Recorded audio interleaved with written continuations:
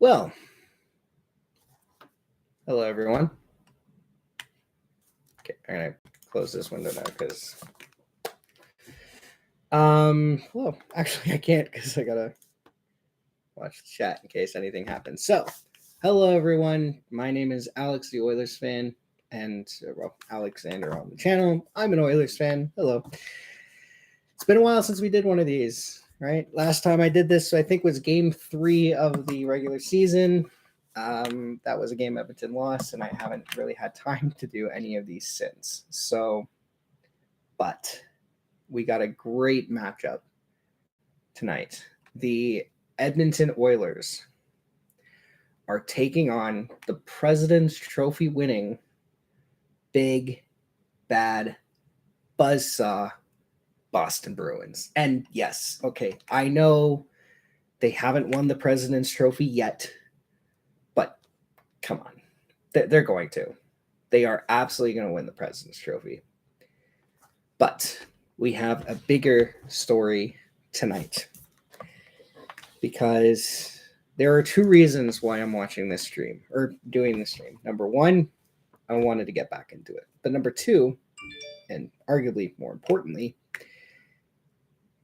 there is one player in this game that could hit 50 goals for the first time in his career tonight. Connor McDavid. I'm just going to pull up his stats here because 60 games played, 110 points. 48 of those points are goals. Connor McDavid is 2 away from the Oilers Connor McDavid is 2 goals away from hitting the 50 goal mark for the first time in his career. And he is 12 goals away from 60 with 21 games remaining. This dude could hit 60 goals this year. And I seem to recall that the last player who scored 60 goals got the Hart Trophy and the Ted Lindsay Award. So, I mean, we'll see. I kid. McDavid's going to win it regardless. But we got a big test here. I'm just trying to find something here. Where's the...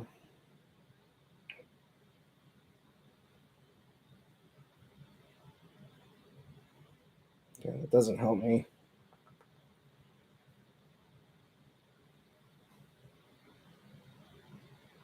I used to be able to look... Oh, you know why? It's because I used to do it on NHL ever since Sportsnet Now came out. And that's part of the reason why I haven't done it as well. Sportsnet Now is just... yeah. I can't count the amount of times I have had Sportsnet Now buffer. So much so that I'm actually on a different internet browser to try and get some semblance of good quality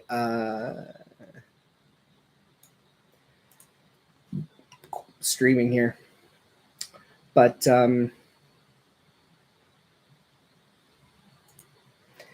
what has happened? Trade deadline day is rapidly approaching us. I'm just going to tilt my camera up here. There we go. It's a little bit better. But yeah, trade deadline day is 4 days away. It's happening on Friday. We've had a lot of moves happen, especially in the Eastern Conference. It's an arm race in the East right now. The New York Rangers got Vladimir Tarasenko. They kind of started the whole thing, I suppose. The rumor is they're now in on Patrick Kane, and all signs point to them getting Patty Kane, so good for them. Boston traded for Garnet Hathaway and Dmitry Orlov, so their forward depth got better. The defensive core got better. And then Toronto, can you tell Dubas is on the hot seat? Toronto absolutely went nuts with the trades. Ryan O'Reilly, Noel Acciari, Sam Lafferty, Jake McCabe. Those are the guys who are in. And the crazy part is, Toronto has not lost a roster player. They did not give up a core player. They did not even give up a top prospect. Unless you consider Joey Anderson a top prospect. And if that's the only top prospect they give up, that is some excellent work by Kyle Dubas. Excellent work. He is going all in. And this is the problem I have with... I just accidentally kicked open my... Okay, well, we're going to... Oops. Yeah, I accidentally... Okay, well, that's fine. We'll just pretend that didn't happen. But this is the problem I have with Ken Holland. Ken Holland, when asked if he was going to make a trade, he said, well, you got to do money in, money up. Toronto is in a very similar cap situation to Edmonton, and they did not have to do money in, money out. They got other teams to retain. So, yeah. That's just... fine work. And yeah, we got a lot. So Winnipeg got who did Winnipeg get? Winnipeg got someone here. Just give me a second here. Winnipeg got somebody. Okay, what we got? Trades and signings. So I actually can go through all the trades here since it all started here. Yeah. So it actually started, the sort of trade stuff here kind of started with the Vancouver Canucks. So the Vancouver Canucks traded Bo Horvat to the New York Islanders in exchange for Anthony Beauvillier, Atu Radi, and a top 12 protected first-round pick in 2023, right? And that happened on January 30th. So it's kind of like the first domino to fall. Then the Seattle Kraken on February 5th traded a conditional fourth-round pick in 2023 to the San Jose Sharks in exchange for Jacob Magna. Here is a big one. February 9th, St. Louis acquires a conditional first-round pick, Sammy Blais, a conditional fourth-round pick in 2024, and the first-round pick is 2023, and Hunter Skinner for Vladimir Tarasenko with 50% retained salary and Nico Mikkola. All right. Then the big one. One of the big ones. Toronto acquires Ryan O'Reilly, 25% salary retained. Noel Acciari, Josh Pillar. St. Louis gets a first-round pick in 2023. A third-round pick in 2023, a second-round pick in 2024, Adam Gaudette, Mikhail Abramov, and Minnesota gets a fourth-round pick for retaining another 50% of Ryan O'Reilly's salary. So St. Louis retains 25%, Minnesota retains 50%. Troy. Someone is retaining 75% of Ryan O'Reilly's salary. But anyway, that's Toronto. Some small transactions. New York gets Tyler Mott. Ottawa gets Julien Gauthier and a conditional 7th-round pick. Arizona gets a 5th-round pick in 2023, and Shea Weber. Vegas gets Dyson Mayo. Chicago acquires Nikita Zaitsev, a 2nd-round pick in 2023, a 4th-round pick in 2026. Ottawa Senators get future considerations. Anaheim gets Josiah Slavin. Chicago gets Hunter Drew. Boston gets Dmitry Orlov, Garnet Hathaway. Washington acquires Craig Smith, Andrei Svetlakov, a 2023 first, 2025 second, 2024 third. Retain 50% of Orlov. Cap hit. Minnesota 2023 5th-round pick retained 25% of Orlov cap hit. February 25th, just 2 days ago, Boston gets Shane Bowers. Colorado gets Keith Kincaid. Vancouver acquires Vitaly Kravtsov. New York gets William Lockwood, a 7th-round pick in 2026. Winnipeg gets Nino Niederreiter from Nashville in exchange for a 2nd-round pick in 2024. Montreal gets Denis Gurianov in exchange for Evgeny Dadonov. Vegas gets Ivan Barbashev in exchange for Stack Dean. New Jersey, this was another big one. New Jersey gets Timo Meier, Scott Harrington, Timur Ibragimov, Santeri Hataka, Zachary Emond, 2024 5th-round pick.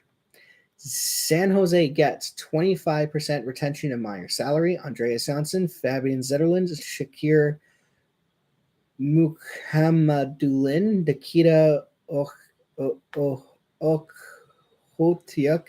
2023 conditional first, 2024 conditional second, to 2024 7th-round pick. New Jersey got Timo Meier, one of the top trade targets of this upcoming trade deadline. Chicago gets Andreas Englund. Colorado gets Jack Johnson again. This one was a one that was a lot of people felt was an overpay. Tampa Bay gets Tanner Jeannot. I don't know how you pronounce it. I'm assuming it's Jeannot or Jeannot. I'm assuming it's French. In any case, Tanner Jeannot, who last year scored 24 goals, has some good upside. But here's what they had to give up. Cal Foote, 2025 top 10 protected 1st-round pick, 2024 2nd-round pick, 2023 3rd, 2023 4th, 2023 5th. Like, that's a pretty big overpay. Then Nashville gets is Isaiah Ratcliffe in exchange for future considerations to Philadelphia. And then today, the big one from today. Toronto acquires Jake McCabe, Sam Lafferty, conditional 5th-round pick, and a conditional in 2024 and 2025. Chicago gets Joey Anderson, Pavel Gogolev, a conditional 1st-round pick in 2025, a conditional 2nd-round pick in 2026, or a 2nd-round pick in 2026, and retain 50% of McCabe's salary. And then just a couple hours ago, Vancouver gets Josh Bloom in exchange for Riley Stillman. So, a lot of trades that are going down. A lot of trades. A lot. And all the while, Ken Holland is sitting on his ass doing fuck all. Now, it has been reported that the Oilers are kicking tires on a few players. The big name coming out that I've heard, Matthias Ekholm. Which, if that's the case, that'll be a great pickup for Edmonton. According to some of the advanced stats for Ekholm, where's Zach Wings?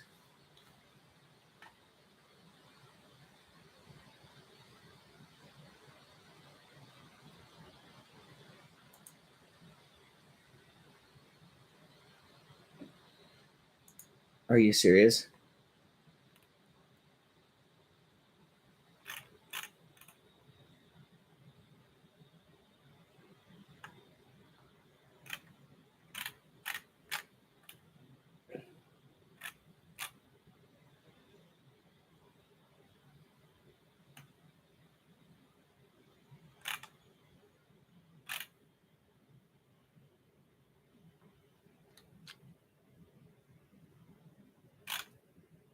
Oh, God. No.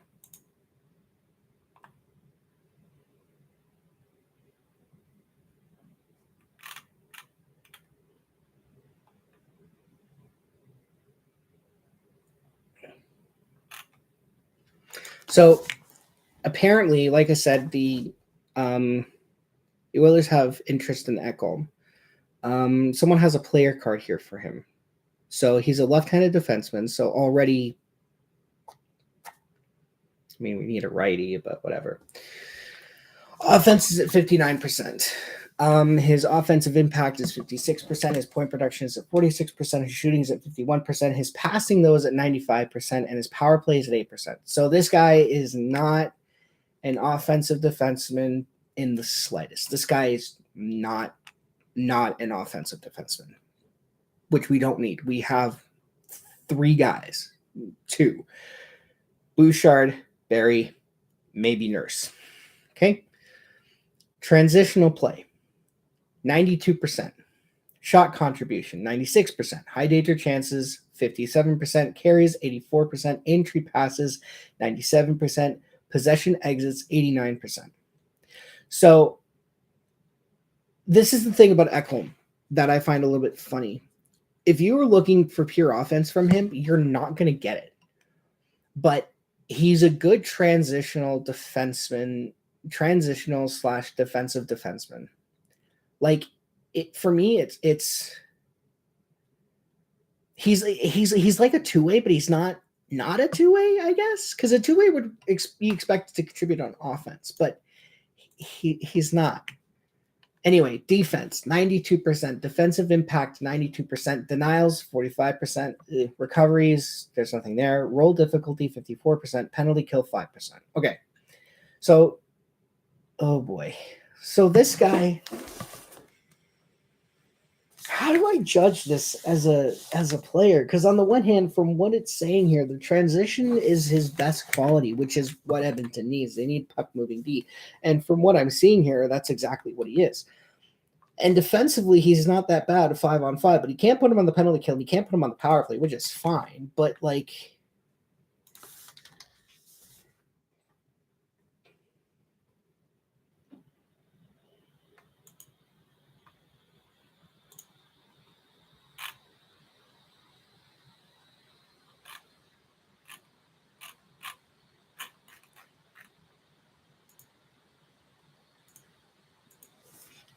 oh my God.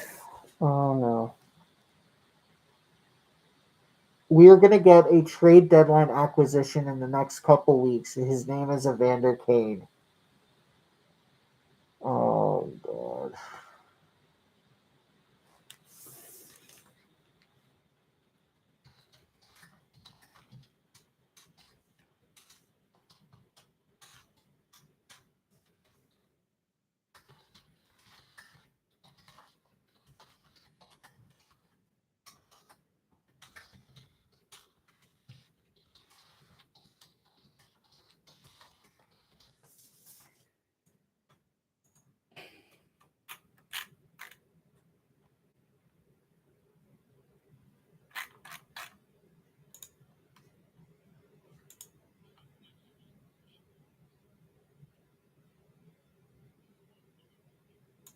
Oh my God. It's actually real.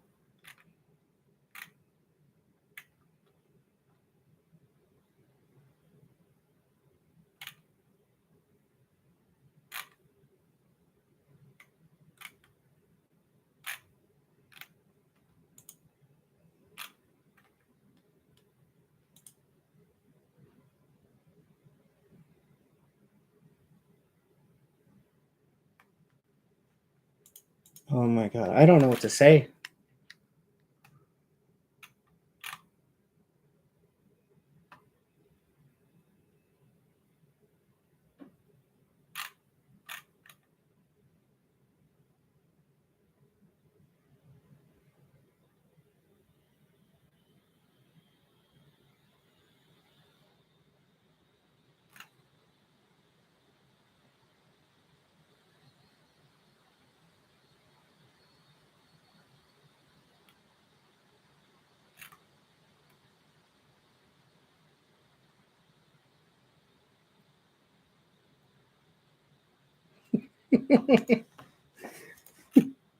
That's funny. All right. Well, I don't know.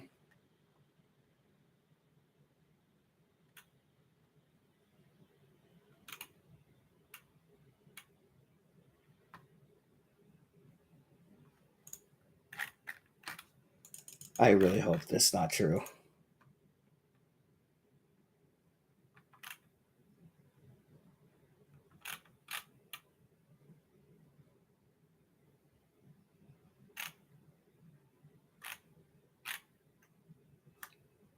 All right. Well, that's.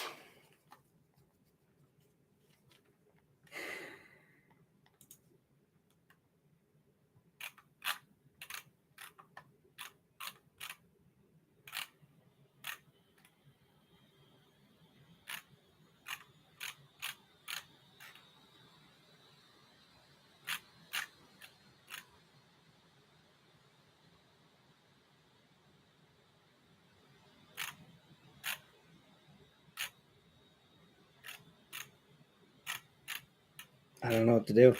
I really don't know what to do. Oh my god. Fire him. Fire him. Fire him. Fire him. Fire him. Fire him. Fire him. Fire him. Fire him. Fire him. Fire him. Fire him. Fire him. Fire him. Fire.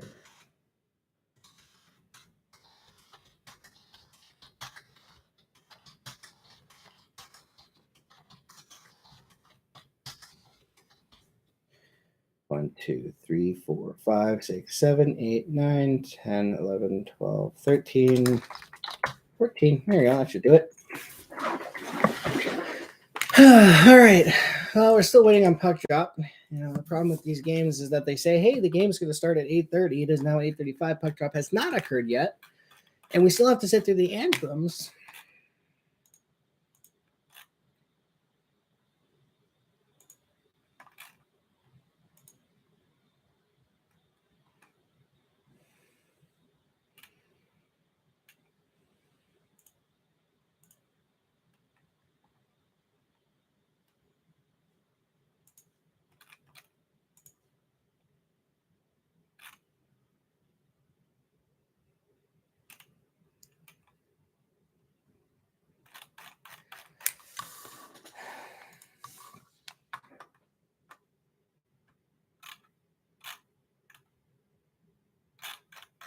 All right. Well, like I said, we're still waiting for the game to start here. So, and I have no one watching, so I don't know why I'm doing this, but whatever. We're still gonna do it. I do it for my own personal entertainment as well. I'm not gonna lie.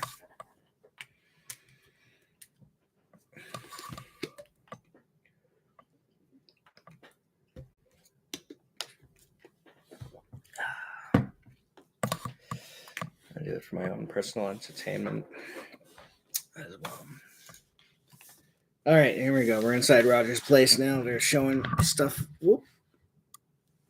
Okay, let's bring this forward a little bit. Try and get more. Can I, I guess it doesn't really matter, does it?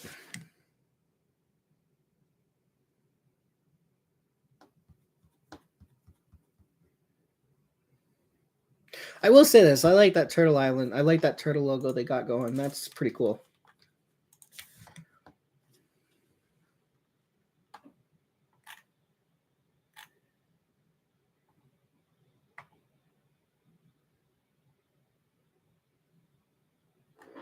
We're officially a third of the way there. Oh, God.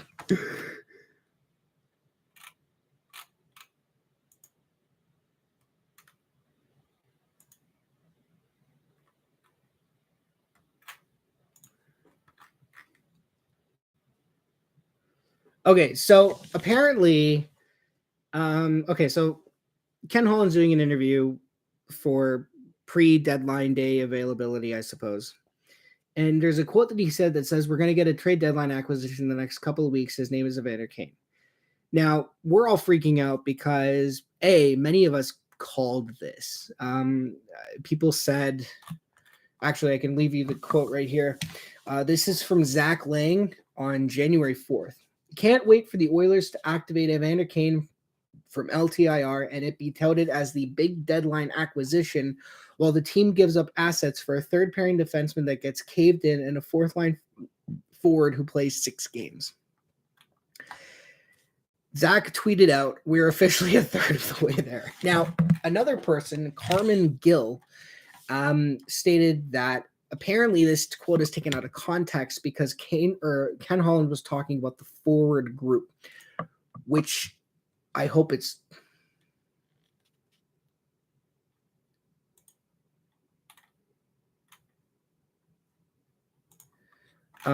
apparently, yeah, they're talking about the forward core only, which, okay, that's fine.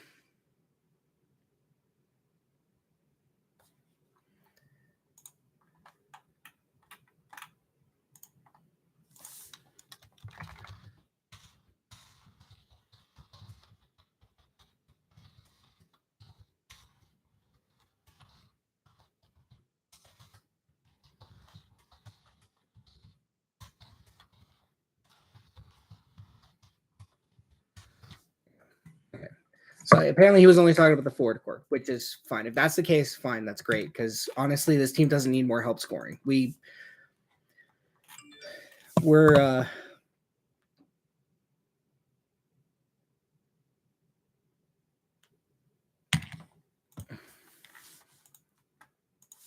because I don't have.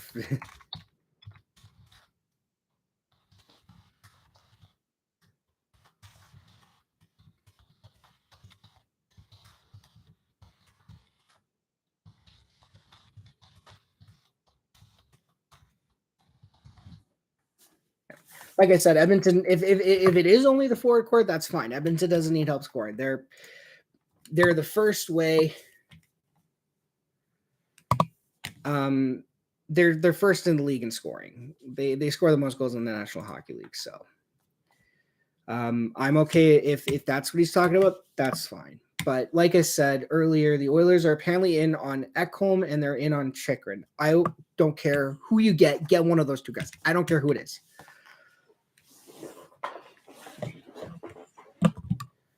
And they're doing the. Oh, I like this guy.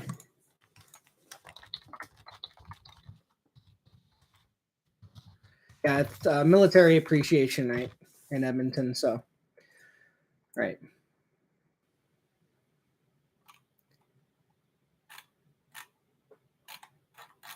Right. I never went through lineups because I don't have access to that anymore. So that's fine. But yeah, the Edmonton Oilers versus Boston Bruins. Who do we have in net? We're getting Jeremy Swayman. Why are we getting Swayman?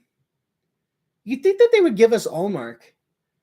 Oh, speaking of which, I love the bromance between Swayman and Allmark. Their post-game win sellies are the best. I love them. But yeah, we're getting Jeremy Swayman. I would honestly think they're going Allmark. But in any case, Edmonton starting Stuart Skinner. And I've written a post on Skinner on my blog. I will link it in the description after this video is over. You can guys go check that out. Just a quick recap. Pre-COVID, Skinner's numbers were abysmal. Like, you look at his numbers pre-COVID and you look at him and you go, this guy might be trade bait. And then COVID hits and all of a sudden he's like, okay, this guy is untouchable. Goalie of the future for Edmonton. I'm calling it out. He's going to be our future starter. I mean, he's technically is the starter right now. All right, Boston dumps it in. Skinner goes to retrieve it. Shot blocked in front. I don't know who's on this team right now. DeBrusk, Bergeron, and looks like Marchand. Or it might be Pasternak. I don't know. All right, number 18. I don't know who that is. Boston dumps it in. Skinner's going to leave it for Darnell Nurse. Over to Cody Ceci. Ceci is going to dump it, and pucks gets deflected into the crowd. Yeah. I'm not looking forward to the next few games that the Oilers are playing. They're playing some pretty good teams. They play Boston tonight. I think they play Toronto on Wednesday. Oh, Nurse, that was a bad. What are you doing there, Nurse? That's a bad pass, man. You are so lucky Ceci blocked it in front. What is this? What is that, Nurse? Come on, dude. So it looks like it's Marchand, Bergeron, DeBrusk is your top line. Well, I guess they'll say Nick Foligno, Charlie Coyle, Trent Frederick, AJ Greer, Thomas Nosek, Gardner Hathaway. So that's your third and fourth lines. Defensive pairings, Dmitry Orlov, Charlie McAvoy, Hampus Lindholm, number 27, Brandon Carlo, number 25. Derek Forbert, number 28, Connor Clifton, number 75. Okay, so. All right. So Clifton has the puck. Number 28 is, I think, Hathaway. All right. Someone behind the net. I didn't see the number. Oh, Oilers. It's Fogle. Over to Shoots McLeod. Missed the net. Yeah, Edmonton has to bring their A game for this game. And like I said, we're on 50 goal watch here. I think Connor's on the ice. Yep, there he is. Connor's on the ice. You can always tell Connor's on the ice because he skates a certain way. Like, you can tell when he's, shot. Missed the net. All right, here we go. Oh, Draisaitl. Draisaitl stops up, protects. Can't get the backhand away. Gives it for Connor. Connor, back to the point for Bouchard. Bouchard shoots. I think that got deflected or saved by Swayman. Oh, Oilers keep it in, though. Bouchard. Hyman. Or no, sorry, that's Draisaitl. Bouchard. Oh, I can't get it. And now here comes the Bruins. Number 11, Trent Frederick. All right, Draisaitl. Up. Oh, who's that? Shoots. Scores! Who is that? Connor's at 49 goals.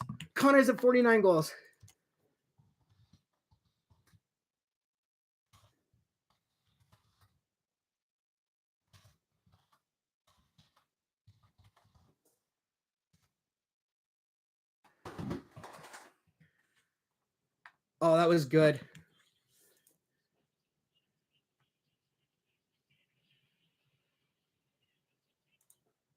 Oh, that was a good play. That was good. Connor all alone, essentially. And Connor McDavid has 49 goals on the year. I said we're on 50 watch. He is 1 goal away from 50. Let's go, boys. And he's still got an entire... Oh, and Boston ties it right up. Who was that? Number 90. Is that Nosek? I think that was Nosek. Boston, no hesitation. Yep. Brendan Nosek ties it right up. No hesitation from Boston. No. How did this go in? I missed it completely. So Nurse. That's your problem. Nurse right there. Oh, pretty passive play. Yeah, that's...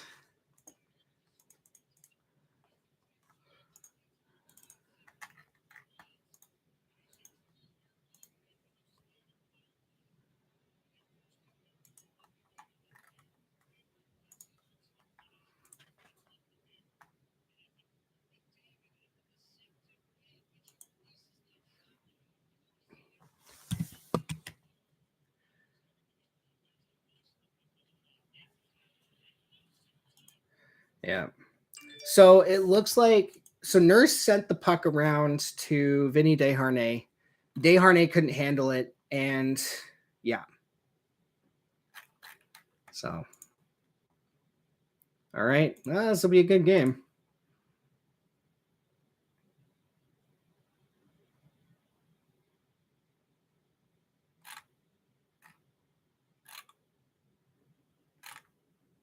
Oh, so that would explain why DeBrusque was moved up. Marchand got injured on the first shift.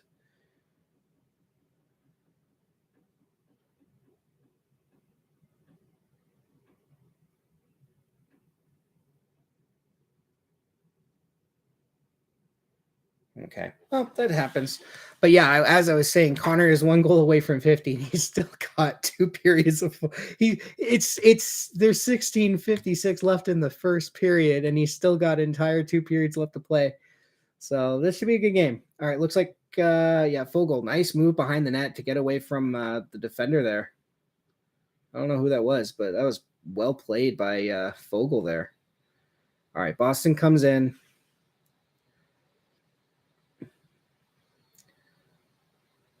I think that was Kulak with the attempted clear. Boston. Nice defensive stick there. Who was that? Hyman? No, it was Janmark with the defensive stick. Breaks up that pass. There's a guy waiting on the right hand or left hand side ready for a shot. All right. Oh, that's an awkward fall for CC. It looks like he's all right. All right, Nurse. Over to CC. CC gets around, dumps it in. Boston. Oh, careful. Yeah, Oilers got to be very careful with this Boston team. Skinner, don't. God damn it. Nuge. Over to. Oh, here goes Connor. Connor again. Back to CC. CC over to Nurse. Nurse shoots. Missed the net or saved by Swayman. Hyman. So it looks like McDavid and Draisaitl are on separate lines right now. Going to roll in on Skinner. He's going to cover that puck. So it certainly looks like the Oilers are certainly going with McDavid and Draisaitl on separate lines, as they should.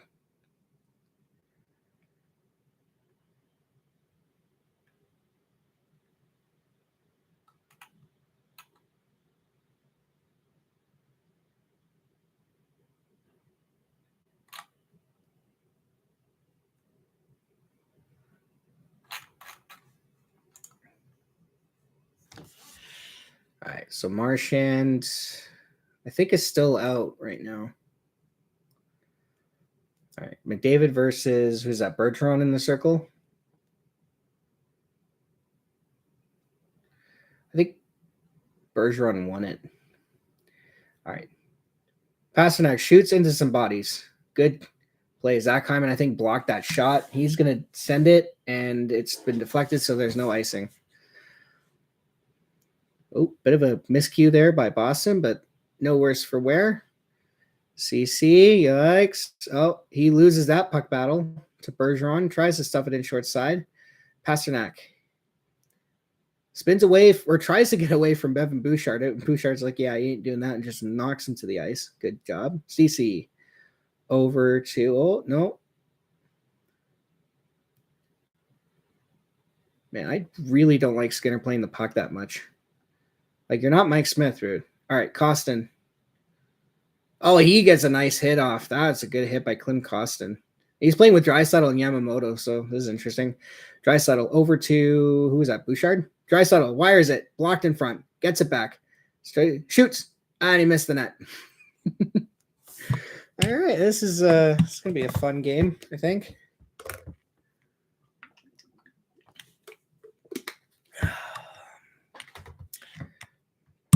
You got two good transitional teams going at it.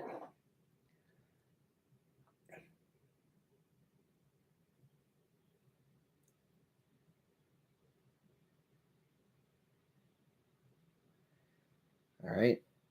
Boston. No Taylor Hall for Boston tonight. I know that.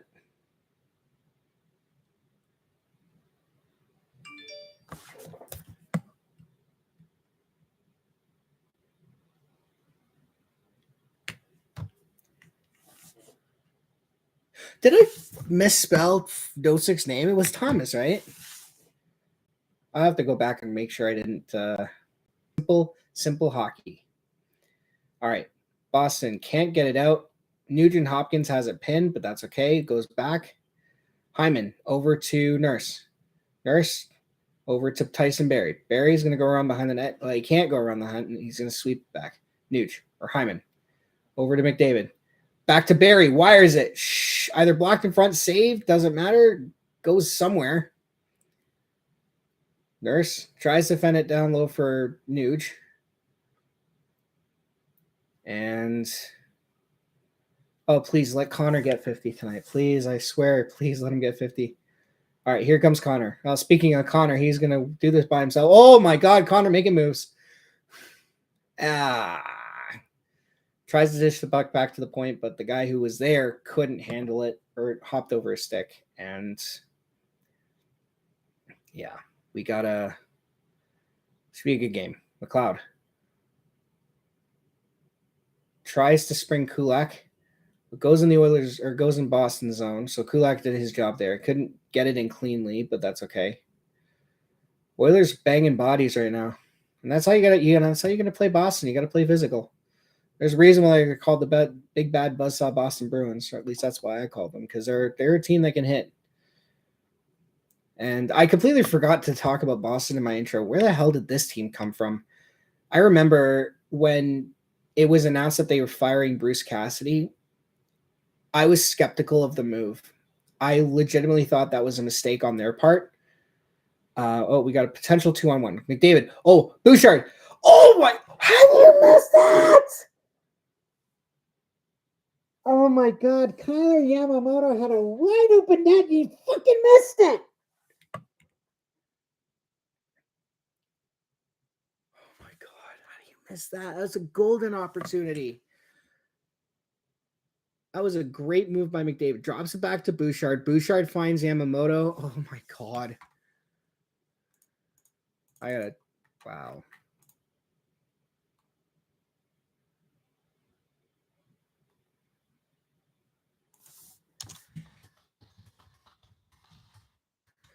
In any case, as I was saying, when it was announced Bruce Cassidy got fired from Boston, I didn't like it, to be honest. I thought Cassidy was the least of Boston's problems. I thought that it was going to backfire on Boston. But credit to Jim Montgomery, who's come in. And if you guys remember, Jim Montgomery was the guy who basically resigned from the Dallas Stars coaching position, put himself in rehab for alcohol, for being an alcoholic, I think, if I remember correctly. And so credit to him for getting over his addiction, coming back into the league and leading the Boston Bruins to one of the best seasons in recent NHL. Oh, that's a bad turnover, but works out. To one of the best turnovers, or one of the best regular seasons in NHL history. And it's also a credit to some of their players, because you look at their core as well. Bergeron, Marchand, those guys, I think, are the only players left over from the team that won the cup in 2011. Rask is gone. Zdeno Chara is gone. A lot of those players from that run are gonzo. And you look at the players and you think that they're aging. Well, it doesn't look like they're aging anymore. So yeah, Boston's had a good season. Now the question becomes for the Bruins, how is that going to translate come playoff time? Because we've said it before. It's well known that the President's Trophy team is usually cursed when it comes to playoff success, because they're usually the ones that aren't winning the cup. I think the last team to win the President's Trophy and the Stanley Cup in the same season were the Chicago Blackhawks in 2013, because, well, they were the best team in the league that year and they won the cup. But, you know, I look at you look at every team that's won the President's Trophy since then, and I don't think they've won the cup. Well, actually, let me quickly look this up. NHL President's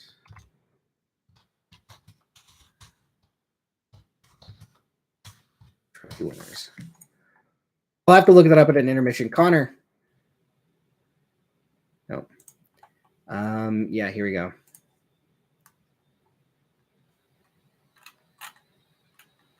So we have, okay. Well, this is not good because they don't have anything. All right, well, we'll look at that at an intermission break, which we should be getting shortly here. All right, Draisaitl's got the puck. It's a 3-on-3 right now. Draisaitl over to Connor. Connor splits. Connor, oh my God, if he put that in, that would have been holy moly.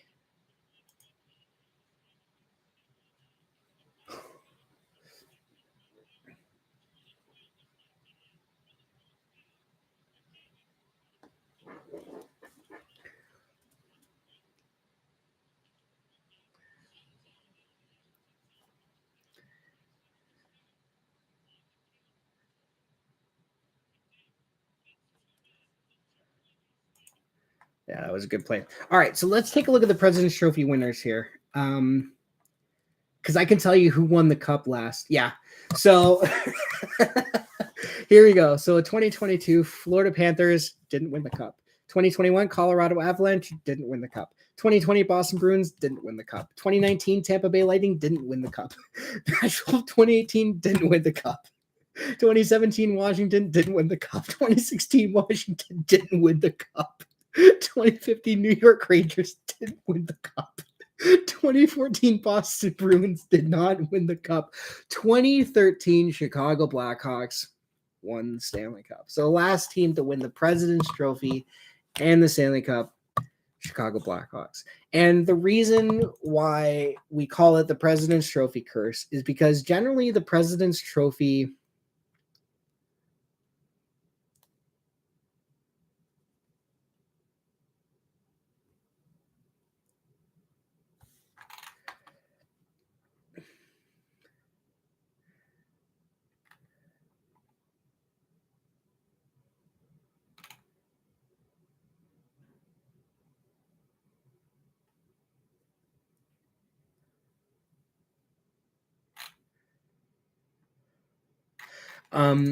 the reason we say the President's Trophy curse exists, is because usually the team that wins the President's Trophy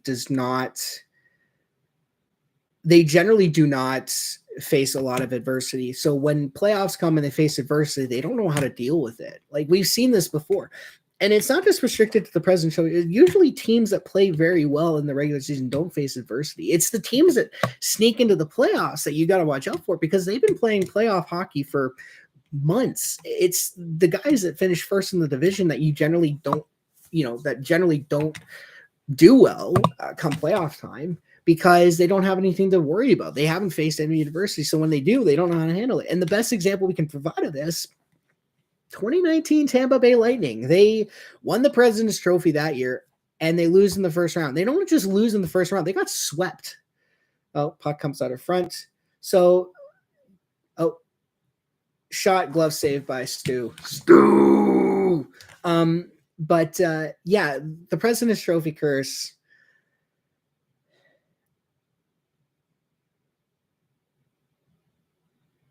is very real because they generally don't win the cup. So while I do appreciate how good Boston's season has been, it's going to be interesting to see how it plays out because it'll just be interesting to see how it plays out. So anyway, face off to the left of Stu Skinny, Nugent Hopkins versus, is that DeBrusk? Looks like it's Jake DeBrusk, number 74. And these games are always special because Louis DeBrusk gets to comment on his son playing hockey. So, all right. So here we go. Yamamoto, back to the point. To Nuge, tries to make a nice little inside move, but he can't do it. Back to Nuge. Sorry, that wasn't Nuge. I think it was Hyman. He loses it, and Boston's going to dump it out. Go to center. Cece's going to grab it. Back to Nurse. Nurse. Calmly throws a pass up the middle, trying to find someone. Doesn't work out. Oh, number 18 for Boston. Back to number 44. 46. That's David Krejci. Yeah, and I think David Krejci coming back has helped them too. So I think David Krejci won the cup in 2011. So Marchand, Bergeron, Krejci. Everyone else gone. So Claude Julien's gone. Tuukka Rask is gone. Tim Thomas is gone. All right, Boston working it into Oilers zone. Here he goes. Oilers can't get it out, though. Down low for Krejci. Over to number 11. I don't know who that is. He gets run into the boards by Cece, who causes him to lose the puck. But Nurse can't get it out. All right, here goes the Oilers. Hyman. Simple play. Just dumps it in. Oilers go for line change. McLeod pokes it away from the defender, but it's going to go right to a guy. Oh, that was close. And, looks like Tyson Barrie tips a pass out of play. Yeah. Yeah. It's a good game so far. It's 1-1, but it's a pretty good game.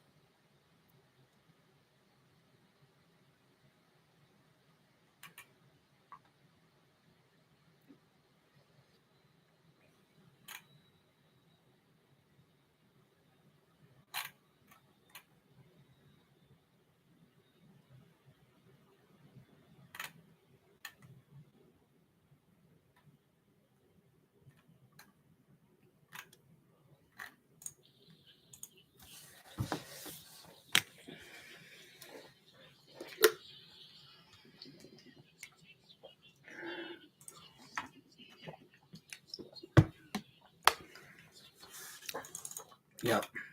Like I said, it's been a good game so far. So,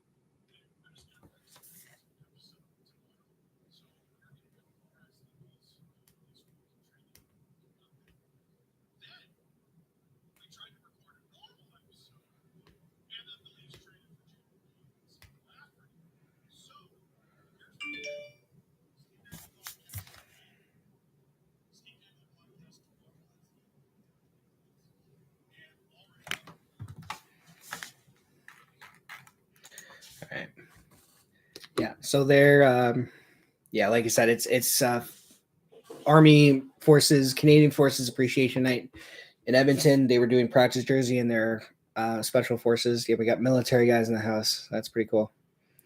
Always appreciate celebrating the military. They're the few people I will stand up for, regardless of what happens, because they literally put their lives on the line to make sure we have the liberties that we have. I will never, ever complain about Army men, unless you do something stupid like that one guy who murdered women and put their clothes on. I learned about him in school, actually, about how you can use body language to determine an interview. Anyway, Oilers come in, but it's not good, and now the Bruins have a 2-on-1. Oh, no. And that's a goal. 2-1 Boston. Nick Foligno. And it's 2-1 for the Bruins.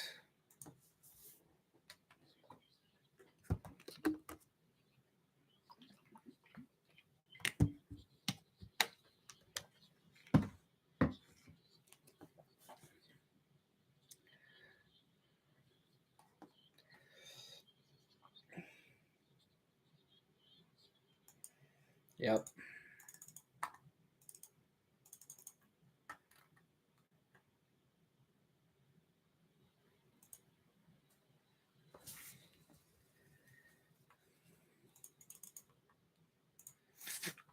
All right. Well, Edmonton's down by 1. Oh, no. Oh, Stewart had no idea where that was. Oh, thank God the defense did. Nick Foligno has his 10th of the season. Like I said earlier at the top, or maybe I didn't say it. I don't care if Edmonton wins or loses. I need Connor to get to 50, and he's at 49, so I just need Connor to score one more goal, and then I'll be happy. Oh, miscue for the Bruins. Ryan McLeod. He tries to send it out in front to either Janmark or Fogle. Looks like it was Fogle. He tried. Oh, here comes the Bruins again. Shot saved by Stuart Skinner.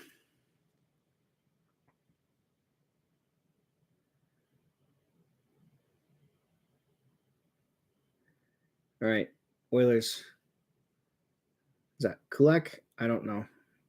I think that was Fogle. I saw a 7, and it wasn't McDavid, so it was either Kulak or Fogle. All right. All right, Broberg. I'm assuming that's Broberg. He dumps it in.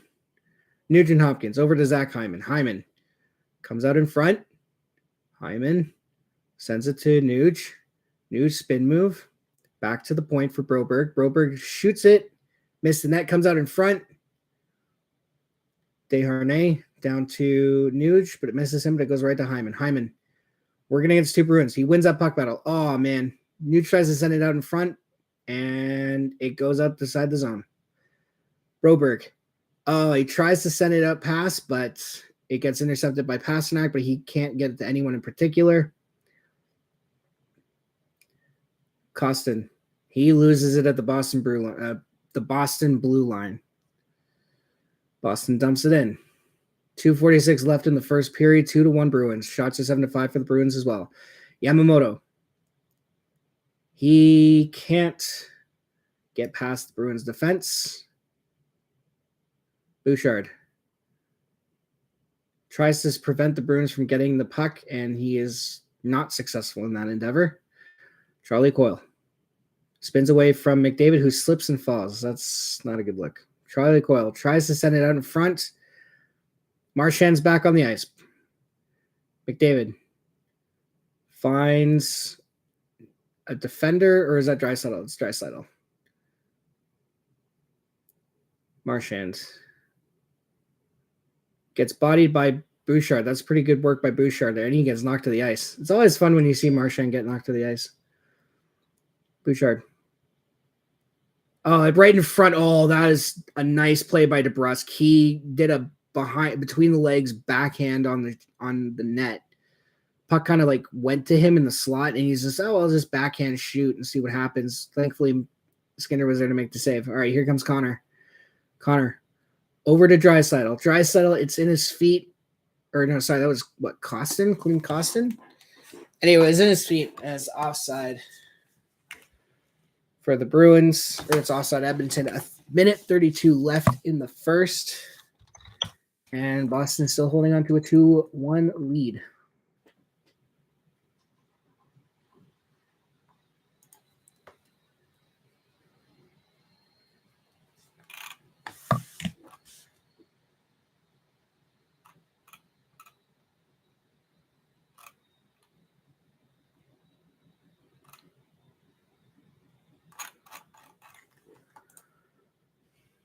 Yeah.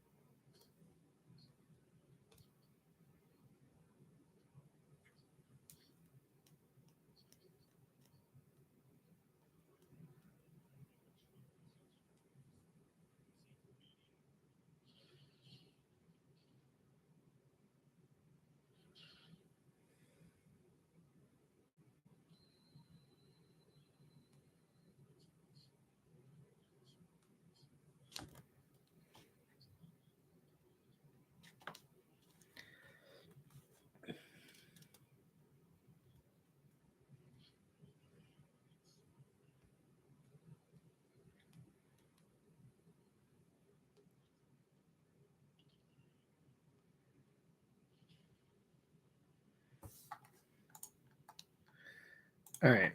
Yeah.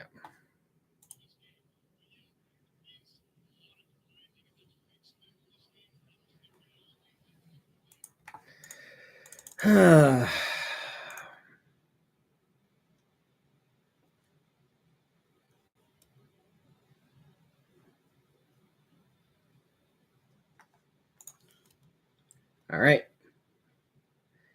Bruins dump it in. Skinner is going to leave it.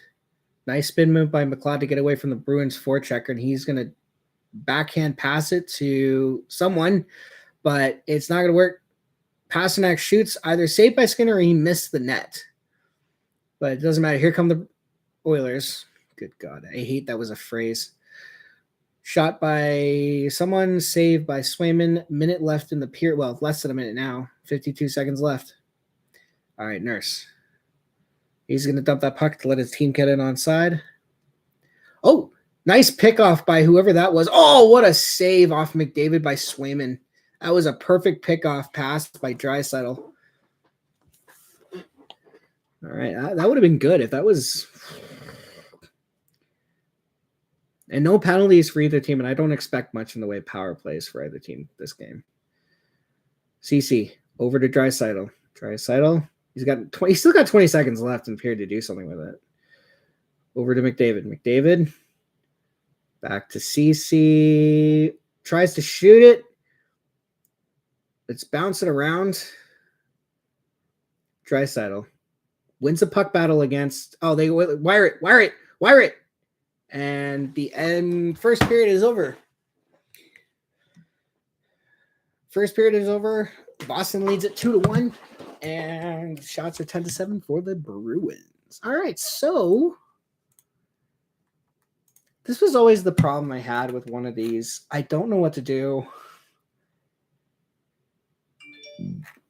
Once intermission begins, what do I do? What do I do?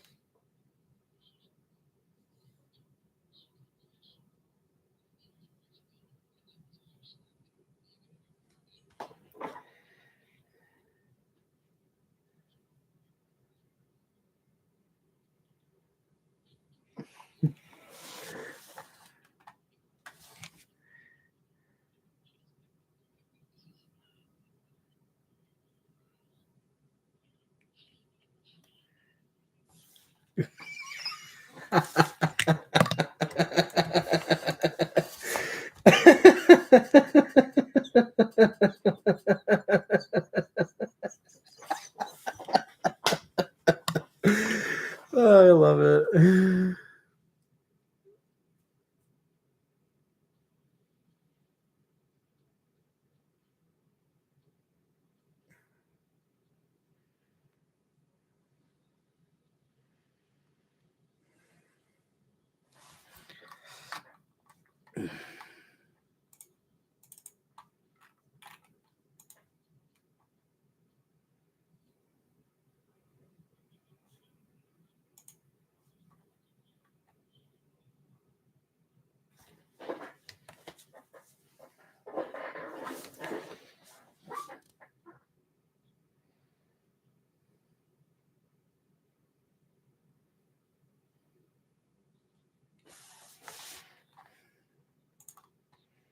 Like powers. Oh, you really don't want to go. Oh, you really don't want to go to. Is that any different from the? Hold on here.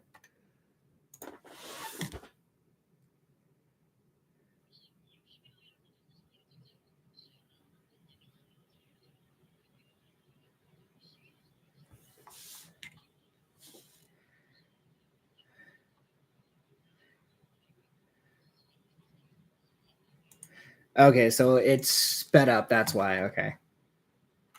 I didn't want to be in that stupid group anyway. Oh man.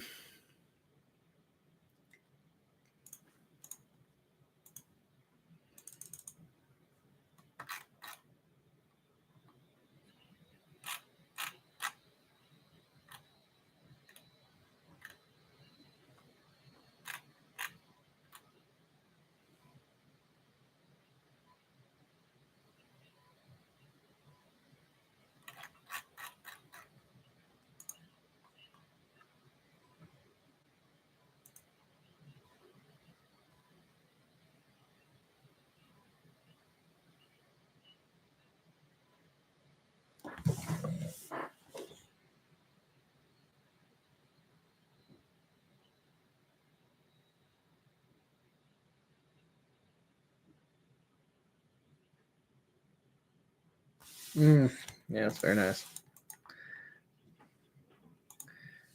I'm gonna.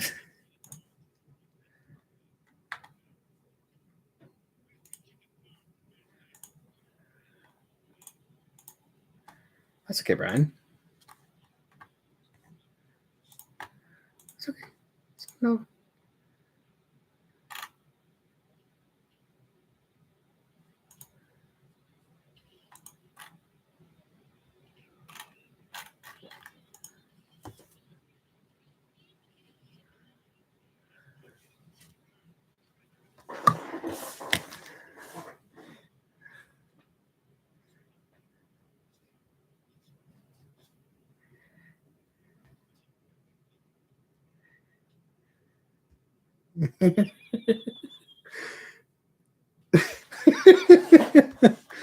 Oh, jeez. Yep.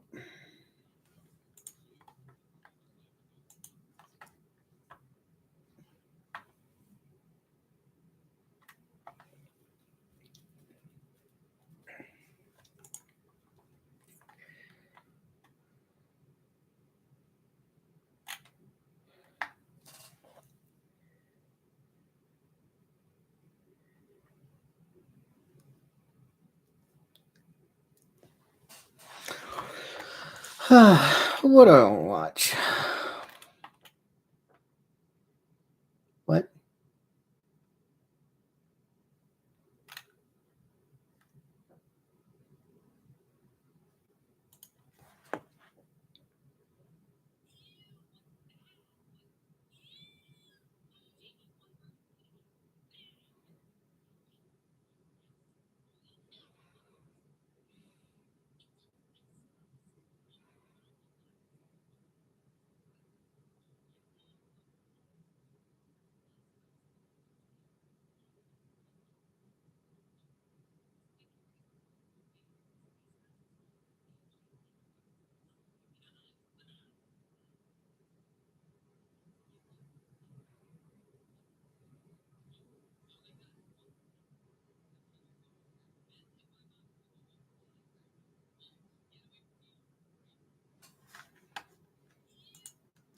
Okay, that was interesting.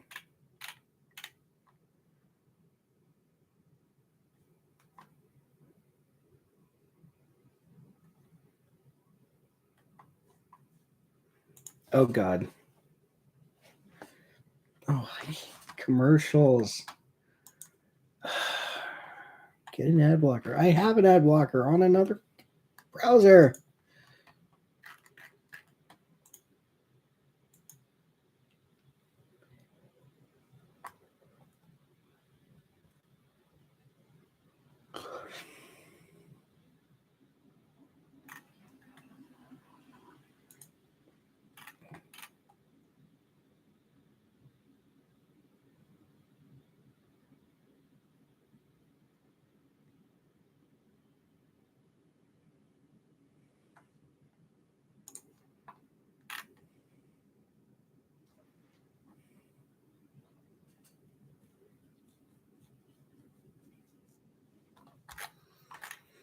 Hmm.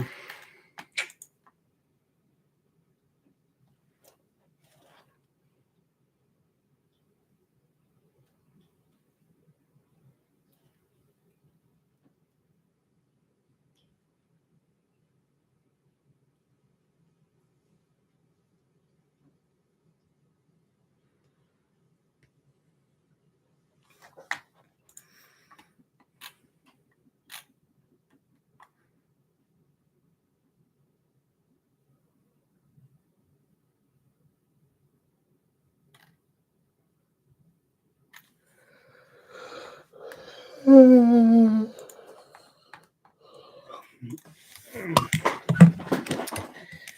want to eat something. Deathwoods.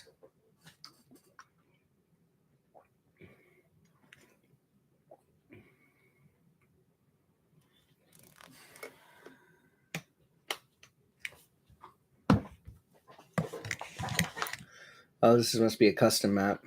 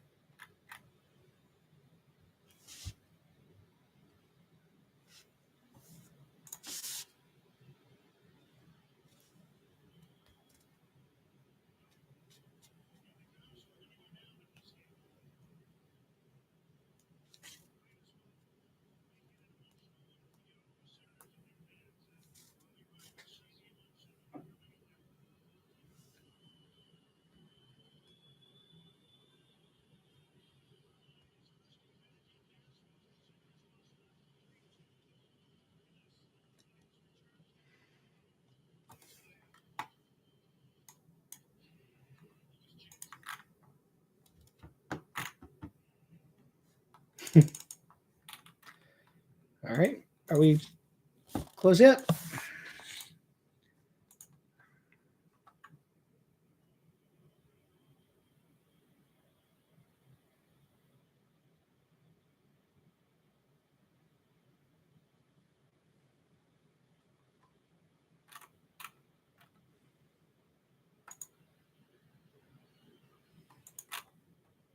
Some guy already has a Patrick Kane New York Rangers jersey.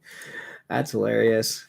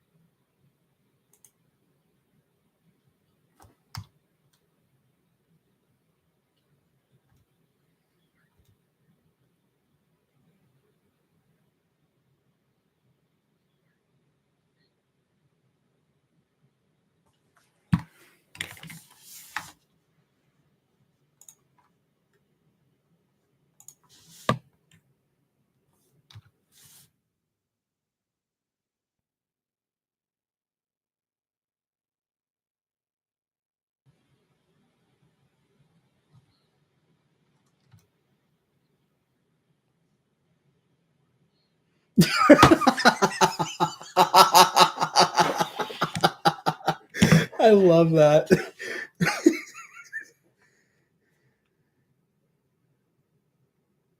Why did I said Brendan Nosek? It's Thomas. Where did I get Brendan from?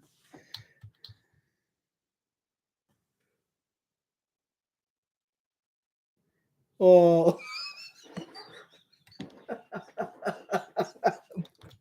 I love my reaction.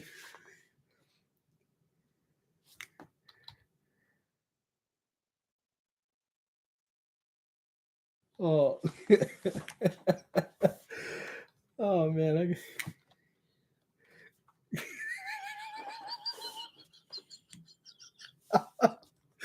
I love my reaction to the goal by Boston. I'm just rewatching it. I'm talking about my what the heck?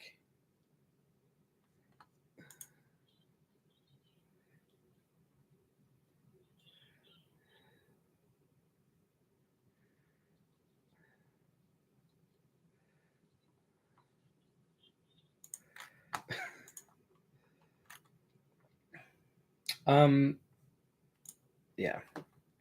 All right. I was just distracted by some random ass video on Twitter. I really should eat something after this game though.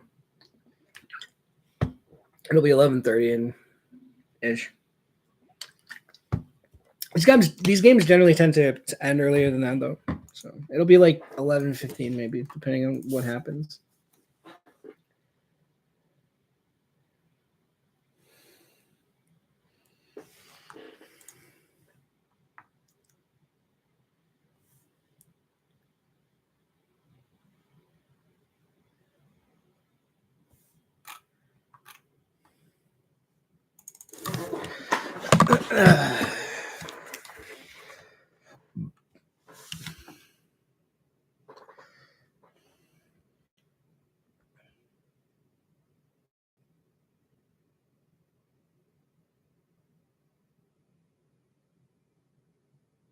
Space is just incredible.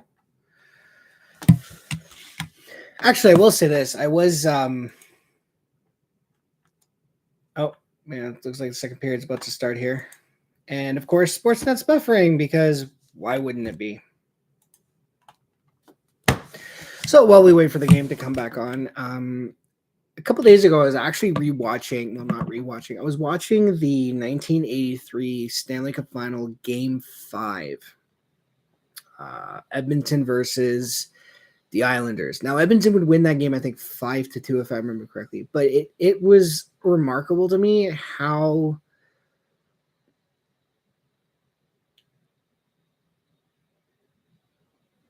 are we actually doing this? Come on, dude. This is what I miss about NHL Live. It never did this. Look at this. I got a black screen with, oh yeah, and I missed the first 30 seconds of the period. Great. Good job. No one scored. All right. Battle behind the net. Nurse going at it with Marchand. McDavid's in there digging the puck out against, I think Bergeron's in there too. No, it's Charlie Coyle. Marchand comes on out. Tries to send it in the slot. It's going to go behind or between the legs of the defender of the guy he was passing to the slot. Goes out of the zone. All right, here come the Bruins. Who is this? Number 11. I think that's Trent Frederick, number 11. Foligno going to try and stuff it in, but that's an easy save for Stuart Skinner. But I was watching the game between Edmonton and New York in the 83 Cup Final. It was amazing how similar the style of play was back then than it is today. In terms of obviously things were a lot different back then. The equipment isn't as good today. You know, the goalies aren't using butterfly, they're using stand-up.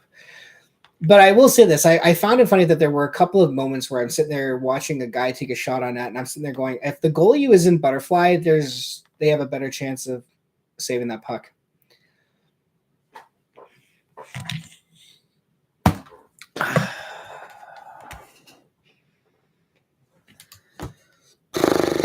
Buffers again. Wonderful.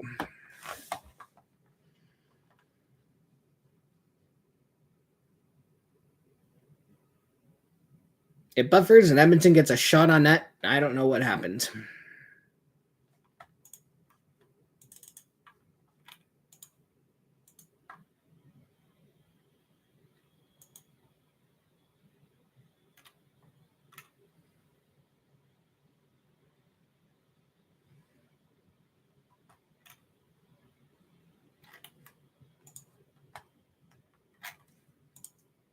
Okay. So 18:24 left in the second period. Shots are 11-8 for the Bruins. Score remains 2-1.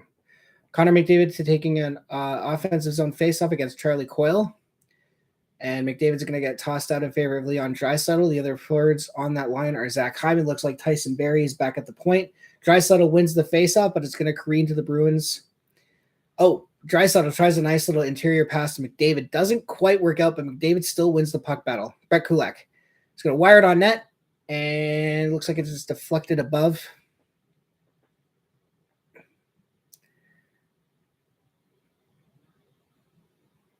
McDavid back on the defensive play. I like to see that from your captain. Nick Foligno back to the point. Over to Charlie McAvoy. Shoots it. Saved by Skinner, but it went into the slot. And here comes Draisaitl with Hyman. Sends the puck to Hyman, but it escapes his reach and goes behind the Boston net. And these are the kind of games Hyman excels in. I've never seen Hyman take a shift off. I never have, honestly. You know, it's funny when we talk about players playing for the Leafs. You know, we always say they overhype their guys, and they do, right? Sometimes it's warranted. Other times, not so much. One of the few guys it's been warranted for is Zach Hyman. Zach Hyman has been an absolute workhorse since coming up, and I think he's already set a career high in goals and points in just his second year, and he set a career high last year in goals and points. So he set a career high in his first year in Edmonton, and then he's done it again this year. All right. But he's been a little quiet lately. I'd like to see Hyman get a goal or two, but he's had so many goals called back. I don't blame him. All right, Bergeron. Spin move on someone, sends it down low for Marchand. Marchand tries to fake back on Derek Ryan, but Ryan's not having any of that. Broberg over to the other side. It's going to keep the Oilers zone. It looks like we're going to get an icing call here against Edmonton.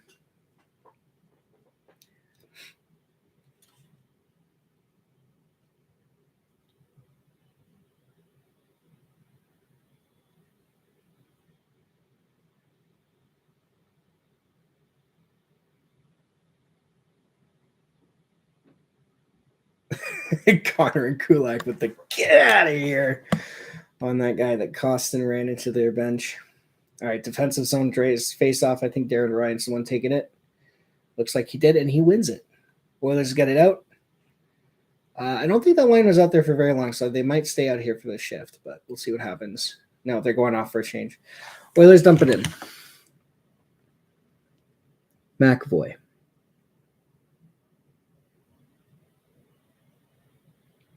DeBrusk shoots, saved by Skinner. Bergeron over to DeBrusk, shoots it, saved by Skinner again, but he can't cover it. Draisaitl's out there with Yamamoto and Nuge, so they're reunited the dry line. Draisaitl shoots it, deflected into the corner. It's going to go back to CC. Down low for Draisaitl, but it's going to hop over step. But Yamamoto's right there. Can't reverse it back to Draisaitl, though.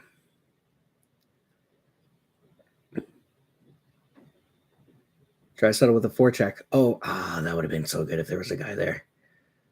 Pasternak tries to chip and charge versus Desharnais, but Desharnais is not having any of it.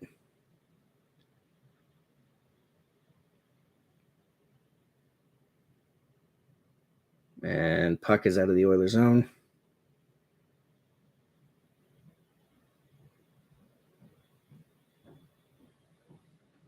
Pasternak.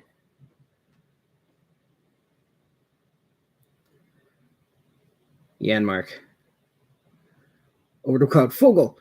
Man, they tried the backdoor tap in and it didn't work out. Number 18 for Boston. I don't know who that is. Back to defense, who I don't know. Over to number 11, who I don't know. Over to Charlie Coyle. He dumps it in. Sturt's going to stop it. And he's going to send it right back to... Like, why? You had a guy on the other side. No pressure there. And you had a guy on the backhand side. Why didn't you go backhand to your defender? No, instead just send it forehand to the two Bruins that are right there. And all this started because Stuart Skinner did not get it out the right way. Edmonton's got to clear the zone here. Fogle over to Janmark. Nice little spin move to control the puck, but he loses it again. Bergeron. Foligno. Dumps it in, goes for a change. Bouchard. McDavid.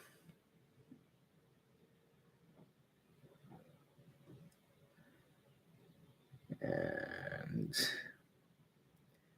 nice. That would have been nice. Kulak with the poke check. Would have been nice if it worked out for him. Hyman dumps the puck in. McDavid's going to go after along with Nugent Hopkins. Nice play there by Nuge to intercept the pass. He's going to work.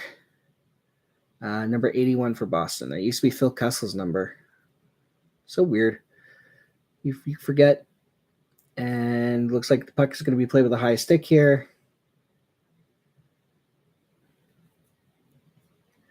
You kind of forget Phil Kessel used to play for the Bruins, eh? That was a weird time. And they get traded to the Leafs for a first-round pick, which ended up becoming Tyler Seguin. We have a commercial break.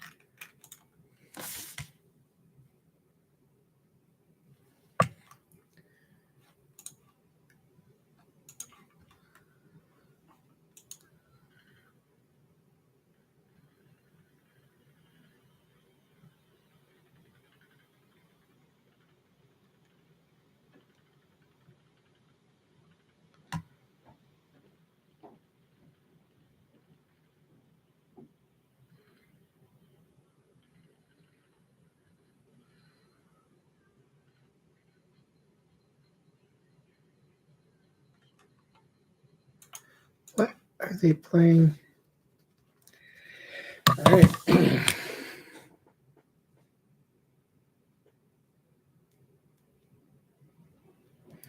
All right. Boston wins the face-off. Shot from the point. Misses the net. All right. We got McLeod, Yanmark. McLeod tries to feed Yanmark. It just hops over his stick. Yanmark over to McLeod. McLeod spin move on the defender. Nice play there by Cece to body that Bruins player to keep the puck in. My God, I'm so out of whack. Oh, what do we got? A penalty here? Penalty against Boston? Yep. All right. We got a power play for Edmonton. So they have a chance to tie this game up.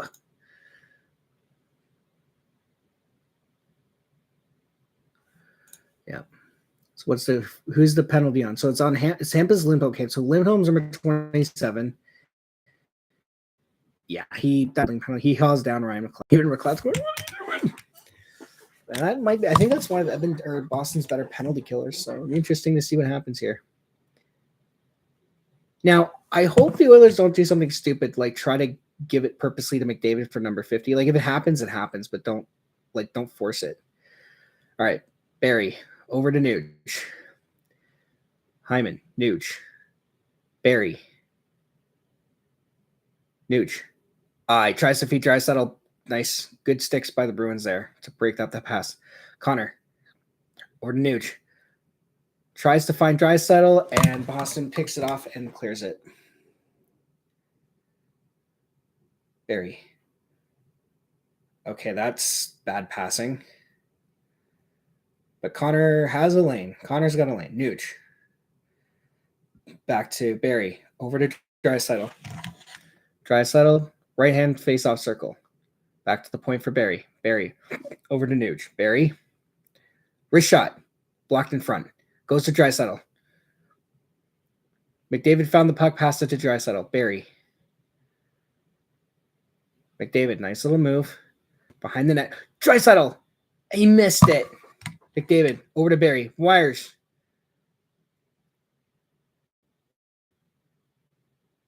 McDavid, Barry. Barry. Draisaitl. Power play down to 40 seconds. McDavid. Draisaitl. He tries to go back to Nugent in the slot, but he didn't get enough power on the pass, and that is going to be that's basically it for the power play now. Second unit's out there, they don't score, so yeah. It's not like Edmonton was bad on the power play, got some good looks, but yeah. Fogle. McLeod. Good keep at the line. Whoever was that, Bouchard? Bouchard at the keep at the line. Good play. Fogle. Back to Bouchard. Power play down to 3 seconds. Edmonton is probably not going to get another one. Miss Yamamoto for the one-timer. Nurse. Tries to send it back. So Boston's killed it off.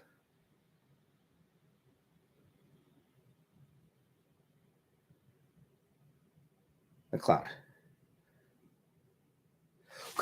Did it go in? I thought that went in.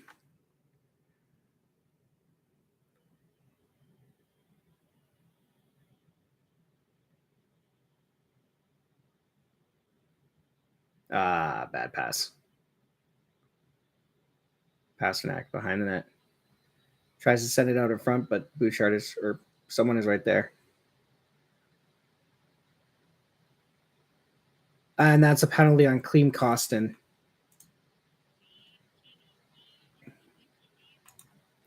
Commercial break.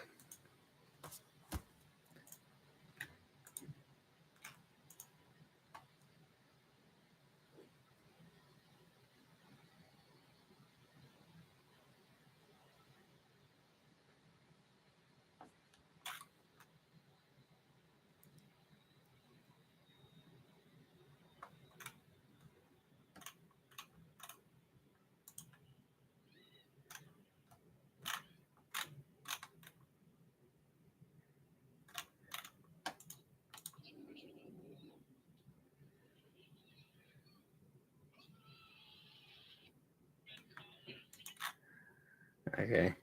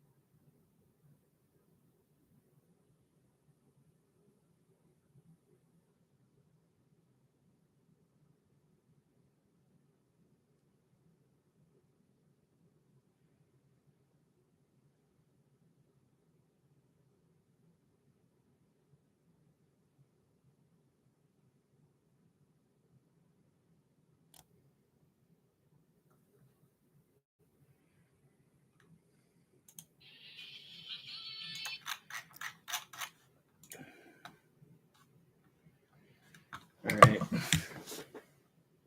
So this one, I thought it went in.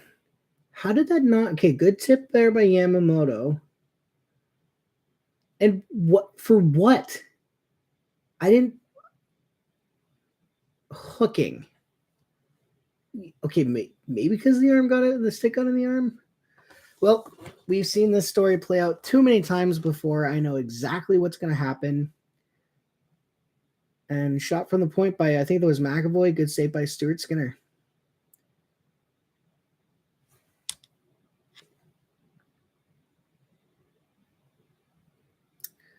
All right. Bergeron versus Nuge. Okay, Nuge needs to win the face, and he does. Nuge wins that face-off, but they're fucking going to do it again? Oh. Seriously, what the hell? All right, Bergeron versus Nuge. Nuge wins it a second time. Good for you, buddy. Yeah, Nuge has had a good season. You know, everyone talks about McDavid, Draisaitl, but Nugent Hopkins. Oh, there's no way that was that was close. That would have been a good chance, but it got to Swayman way before Nuge had a chance. All right, Nuge. Good play. Is that Janmark? Mateus Janmark. Yeah, honestly, good. Oh, and power. Yep, Boston's going to get a penalty here. Janmark, shot. Missed the net. Yeah, Boston's going to get a power or a penalty here.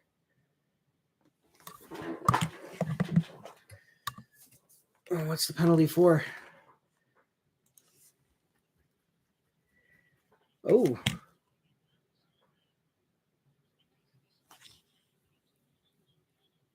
So, okay, so the penalties kind of even out here. It's the same, roughly the same penalty that Costin got, and it's on Bergeron for hooking as well.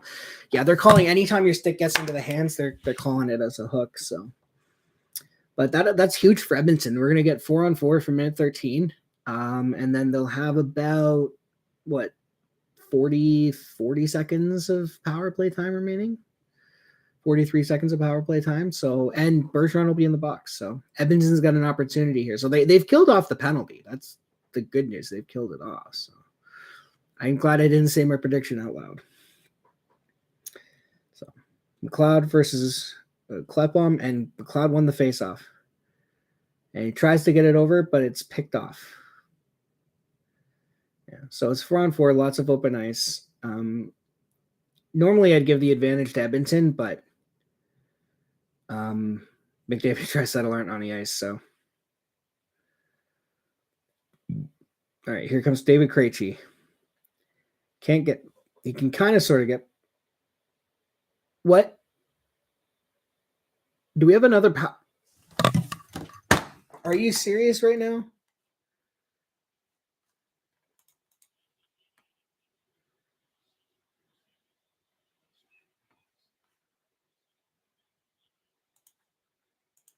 Are you kidding me right now? So now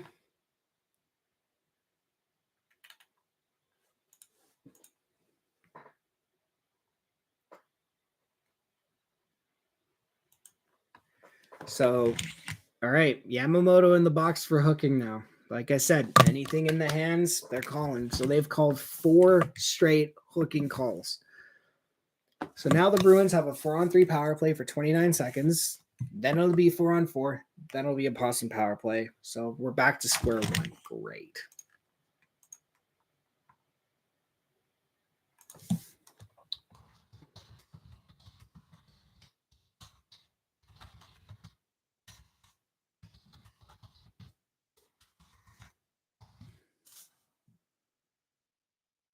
All right.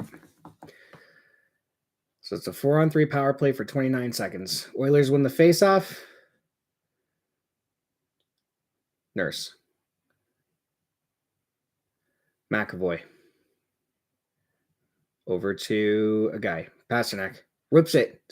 Blocked in front. Pasternak.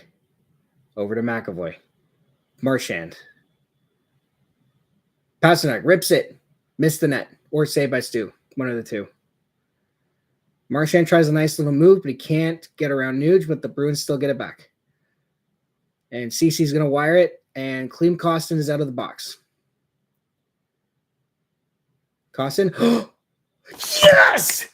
Is that Connor? He's got 50! He's got 50!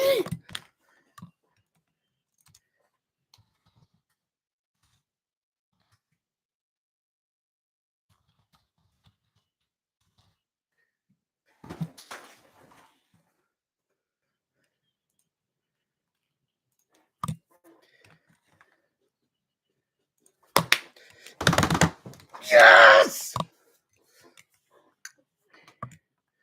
And Connor puts the move on Swayman.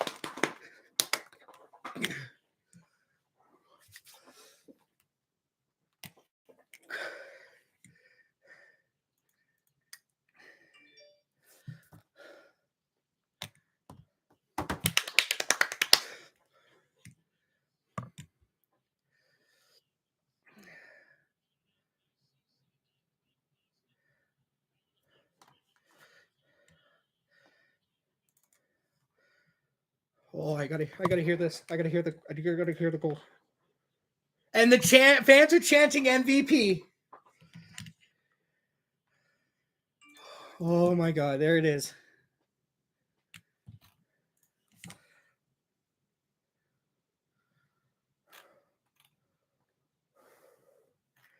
Oh my God, yes.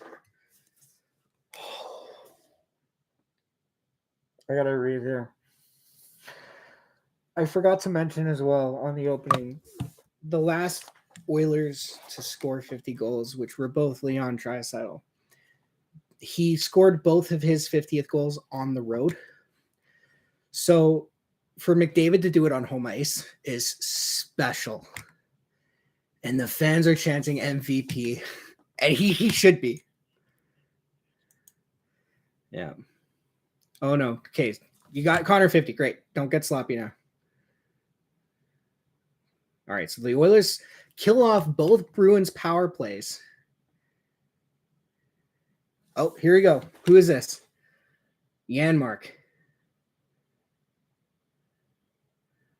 Oh, tries to feed Yamamoto, but it's just he couldn't get a good wood on it.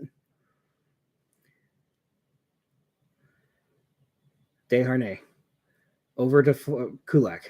McLeod. Shoots. Saved by Swayman. Kulak. Down low for McLeod. Shoots. Into traffic in front. Fogle working along the boards.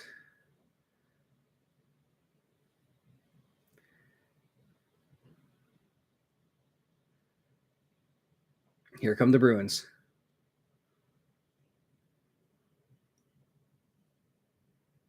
Backhand stop by Stuart Skinner.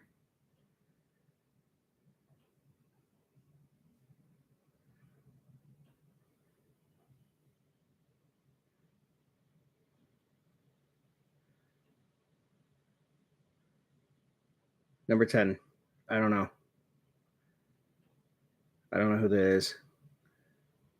All right. 5 minutes left in the second period. Oh, God. 3-on-2 for Boston. Shoot. Good save. Good play by Kulak there. Absolutely marvelous play. Gets the stick in the lane. Deflects the puck up top. Pull you, Yarvi.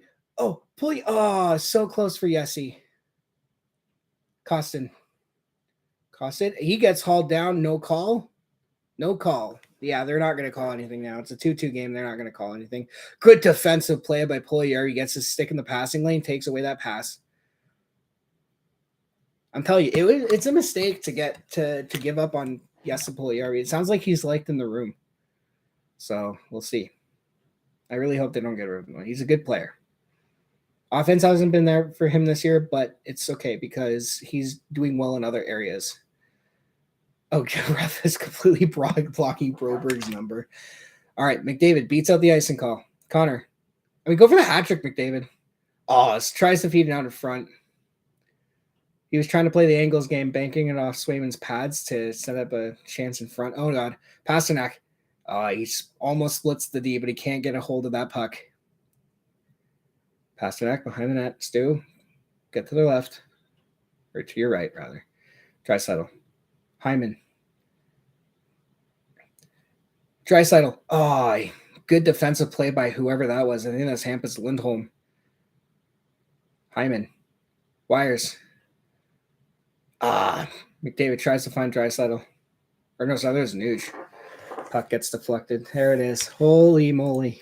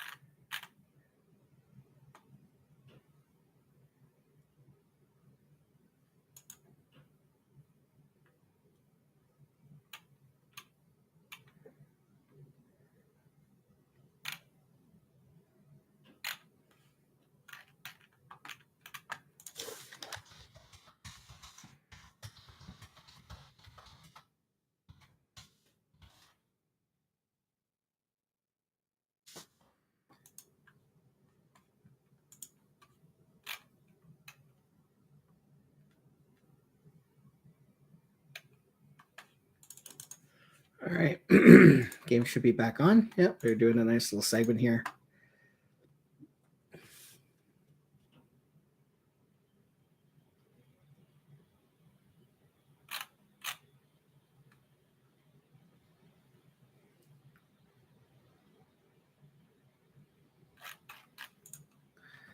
All right. Shot by the Bruins off the rush. Easy glove save for Stuart Skinner. 18-16 are the shots in favor of the Bruins. 3:14 left in the second period. Score is at 2 apiece. The goal scorers in this game, for recap, Connor McDavid has 2 goals and his first 50-goal campaign of his career. The other goal scorers, Thomas Nosek and Nick Foligno for the Bruins. And here come the Bruins back in the zone. Number 75, down to Marchand, Brad Marchand, up to 75. Nice little spin move to try and get away from Fogle, but he sends it back to number 18. Down low, Marchand has it again. Oh, nice little play. Whoever that was disrupts the pass going to Bergeron and gets it out of the Oilers zone. That was well played, whoever that player was. I don't think it was a defender. I think it was a forward. McLeod. He's leading the rush. He's chip in charge, but he can't get past Hampus Lindholm. I remember when Hampus Lindholm was on the Ducks. Oof. Nice little play there.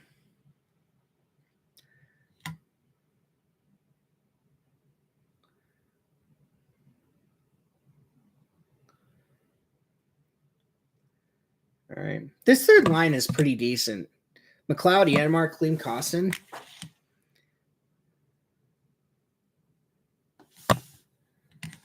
All right. Oh.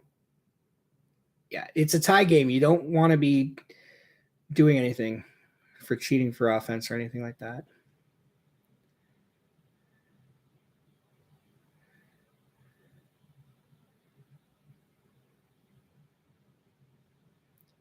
$29 or Leon. I don't know why I said that. All right, so Leon over to a player. He's going to give it back to Leon. Oh, Leon. Nice play in front, but there's too many Boston Bruins. The Bruins are doing a good job of clogging up the slot. Edmonton keeps trying to get slot shots and slot passes in, and Boston is just right there with sticks and bodies to break up the passes. I think that's something Edmonton needs to work on and not try anymore because it's not working. They have yet to have a good slot shot where there's bodies in front. Oh my God, I thought that went in.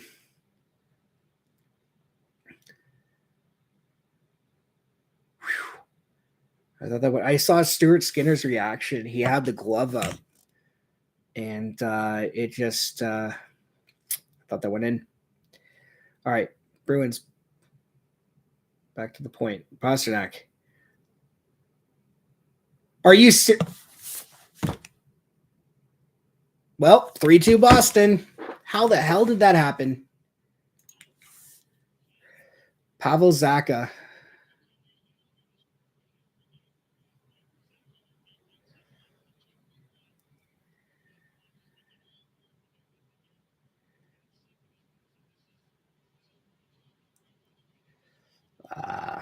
So the puck was slowed. Skinner tries to poke it away, and as he pokes it, Pavel Zacha gets it, and yep, it rides up Skinner's.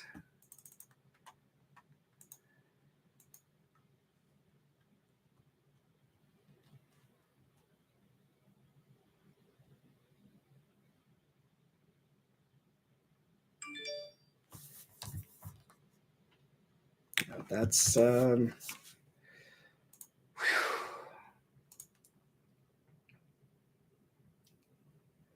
all right. Well, the Oilers are down 1 with 10 seconds left in the second period.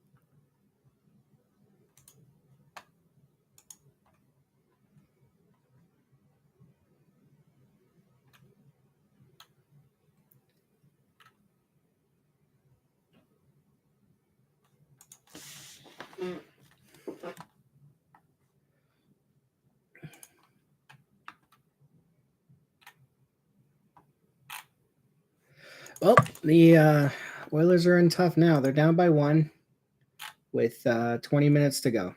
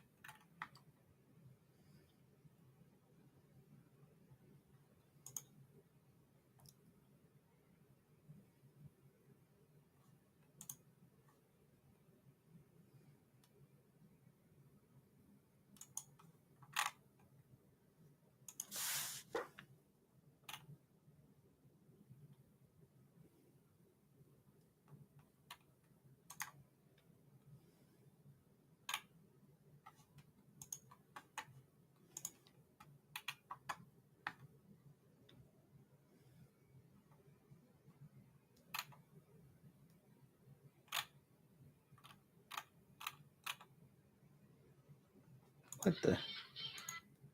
Oh, it's a cat.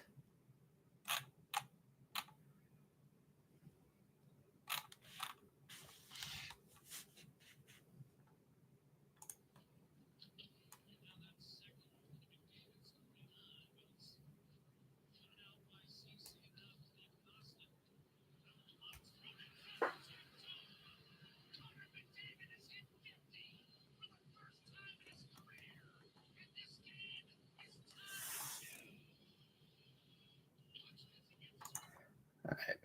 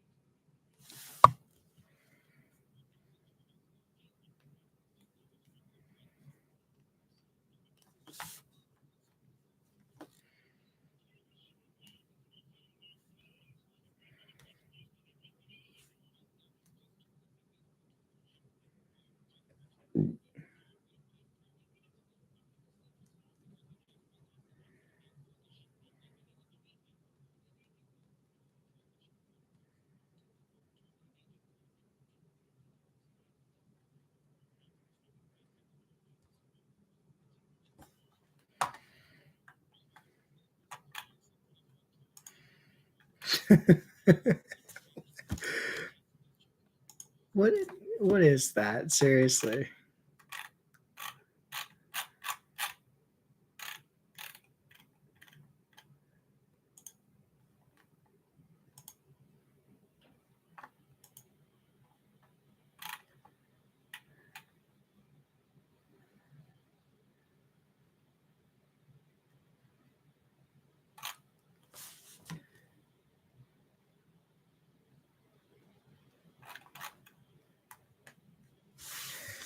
Okay, can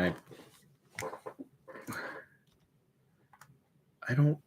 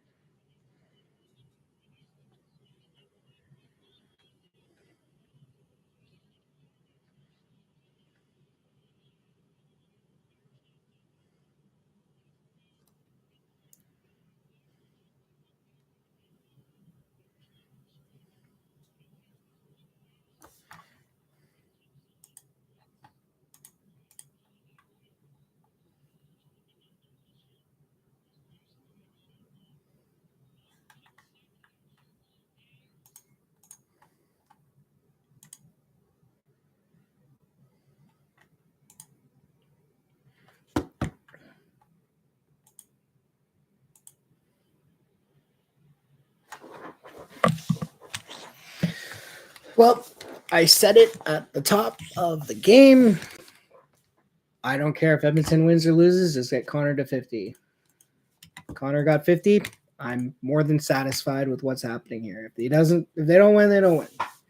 And they're already in tough because they're playing against Boston. They're down by 1, but they're only down by 1. Right? They can easily.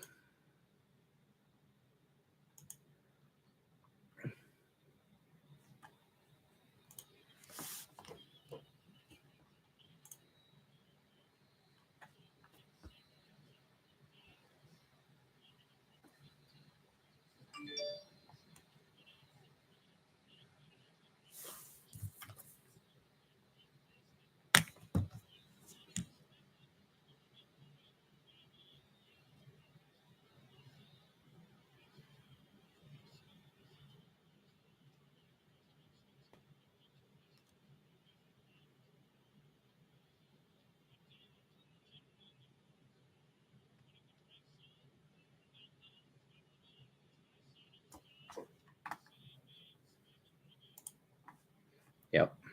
All right. So now we just gotta wait for the intermission to end and get the third period underway.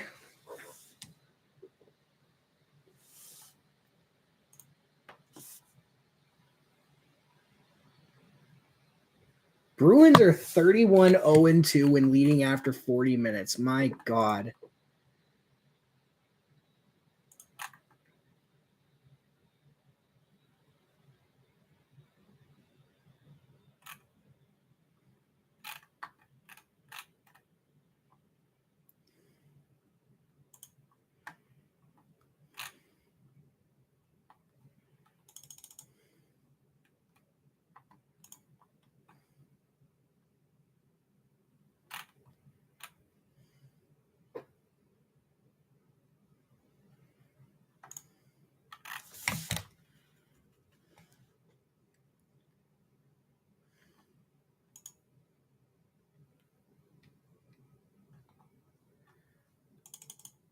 Sorry, 32, 20, and 8.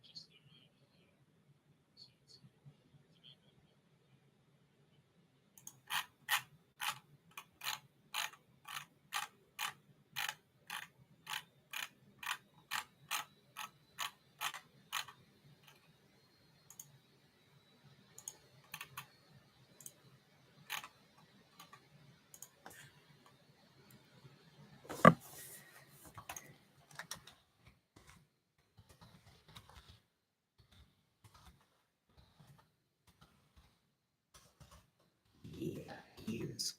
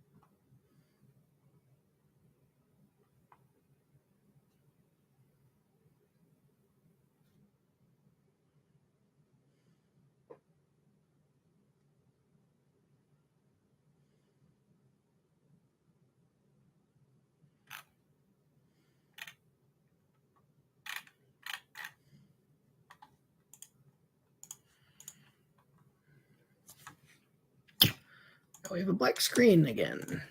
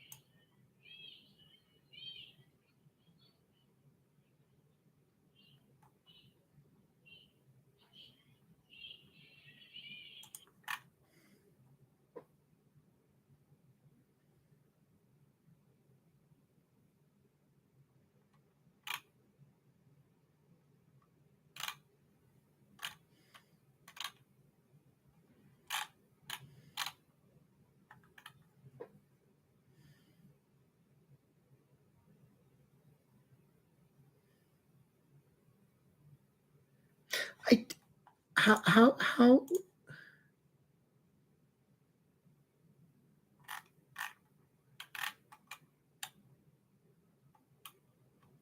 that's not a duck, that's a goose.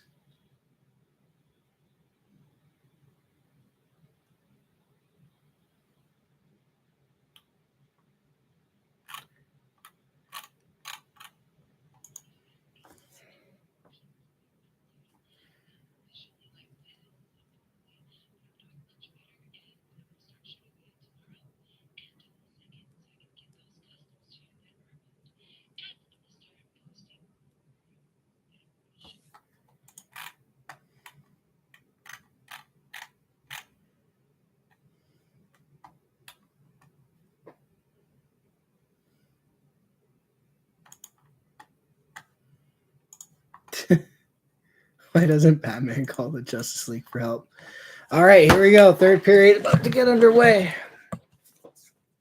Power play 0 for 1 for Edmonton, 0 for 2 for Boston. The hits are 18-17 in favor of Edmonton. Shot attempts are 36 apiece. Shots are 19-16 in favor of the Bruins. Score is 3-2 Boston. And yeah, they're going to do Connor's 50 goals here.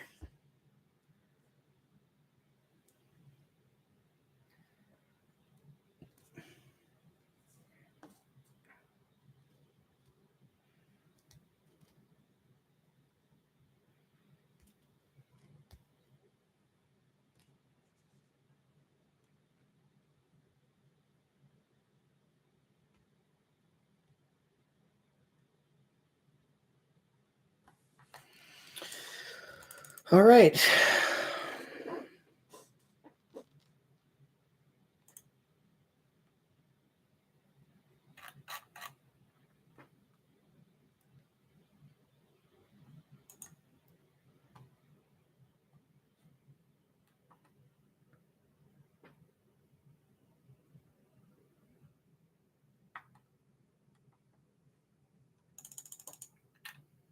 All right, here we go. Final frame.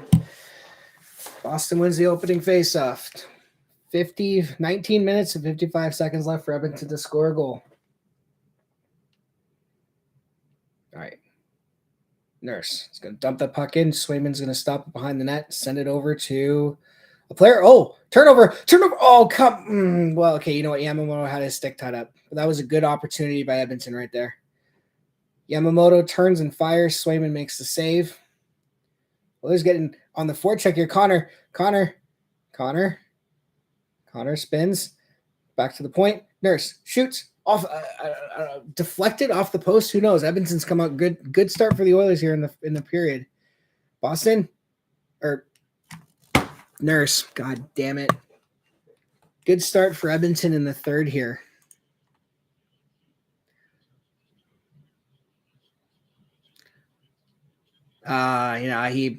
He whiffed. Yamamoto whiffed on it. His stick wasn't tight. It just whiffed on it.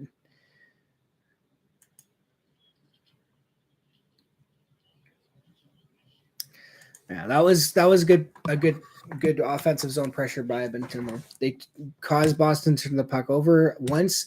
They won a couple puck battles, got some good shots on net. But now it's time for the other lines to follow that up.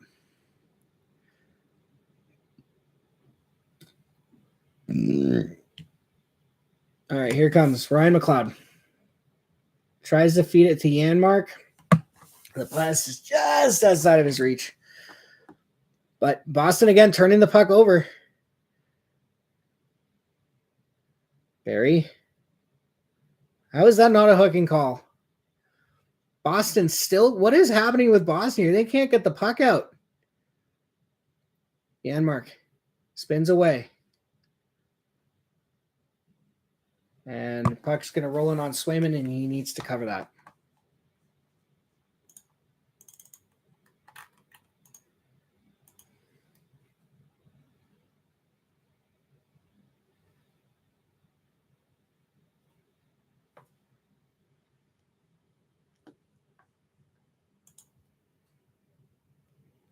What, we got penalties here?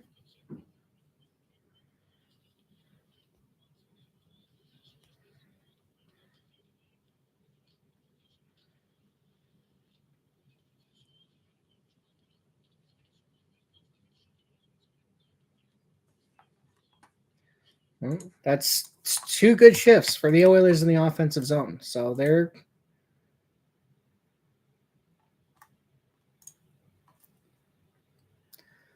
now Draisaitl, Hyman, and is that McDavid? Yeah. So they need to finish it up. So McDavid's out there again. I think Woodcroft went 11-7 again. All right, here it goes. Draisaitl versus Krejci. And Draisaitl's getting tossed.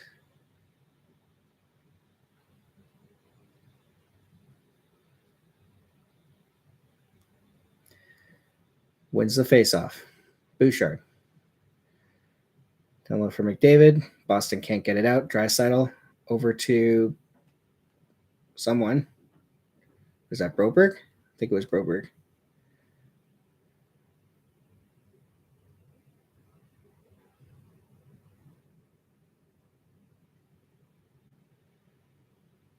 And here comes Connor.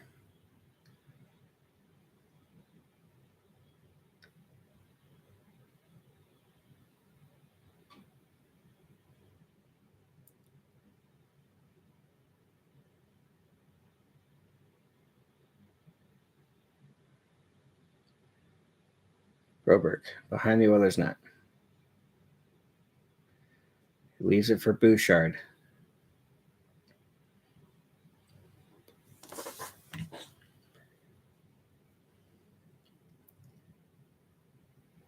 And that's going to be icing on Edmonton.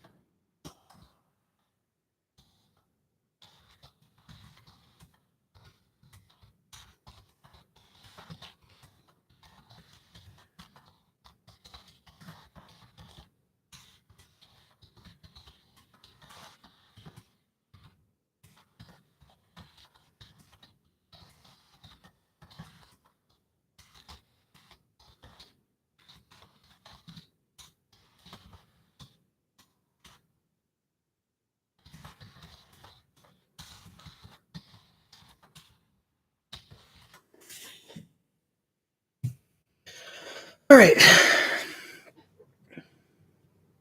No penalty? Okay, I don't think they're going to call penalties here in this period. Unless something like really egregious happens, I don't think they're going to call penalties. All right. Edmonton gets it out. Draisaitl over to Kulak, who's going to bump it in. And then he's going to go for line change. All right. Good to know. And Darnay gets taken out by Foligno. Uh-oh.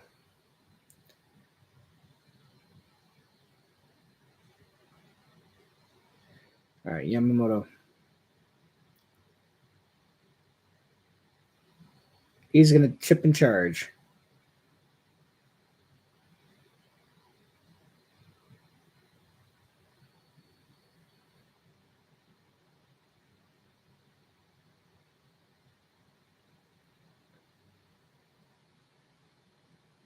Man, that's going to be another... Oh, no icing. It was deflected.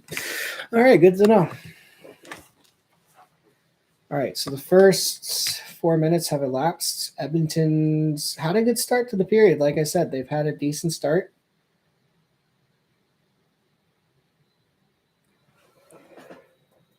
We always bust his time in the offensive zone to make something happen here. All right, Nurse.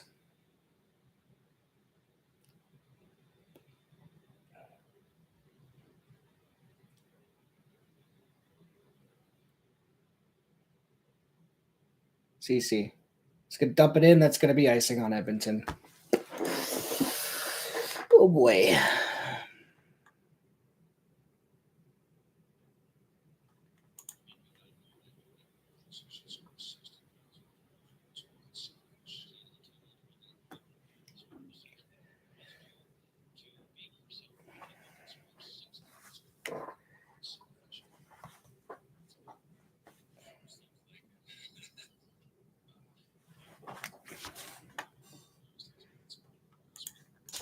Okay.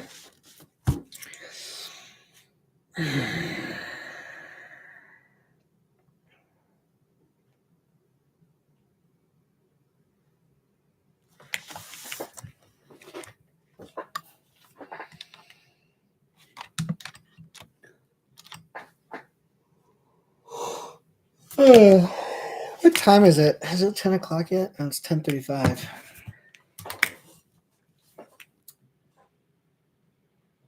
All right, here we go.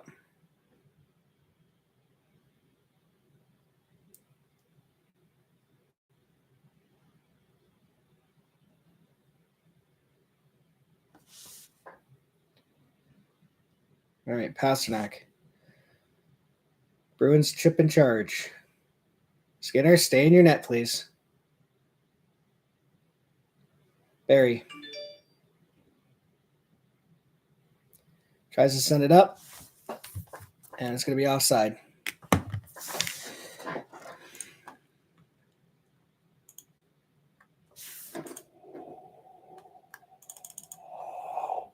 Oh, man.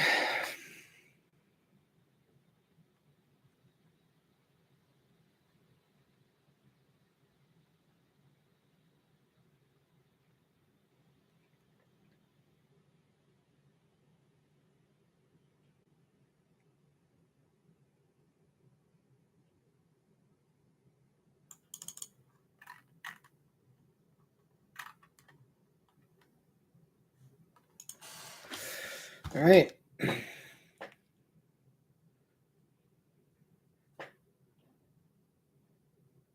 McLeod loses the puck.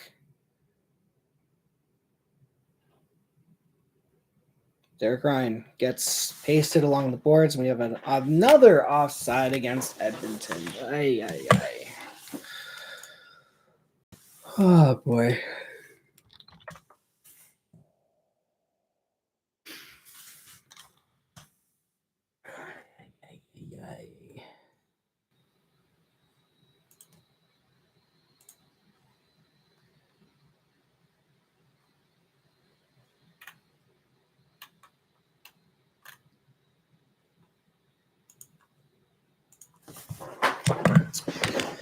All right. Yeah, they just did a little highlight pack on Costin. He's had a pretty decent game. He's got an assist. He's got 3 hits. Didn't like the penalty on him, but, I mean, they were called – but then they called 3 straight right after. So it looks like we got another icing, this time against the Bruins.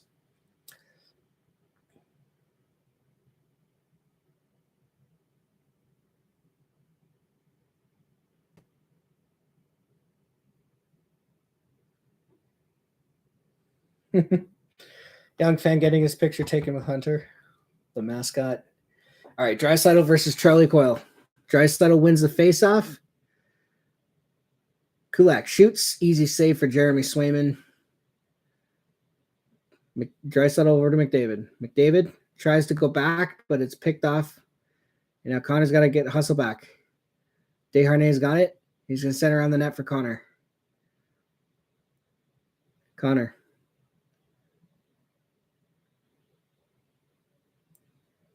He tried to center it, but the pass was a little. Draisaitl wasn't there to get it. Boston still can't get it up, but they finally do. Draisaitl over to Nurse. Over to Cece. Cece to Yamamoto. Yamamoto.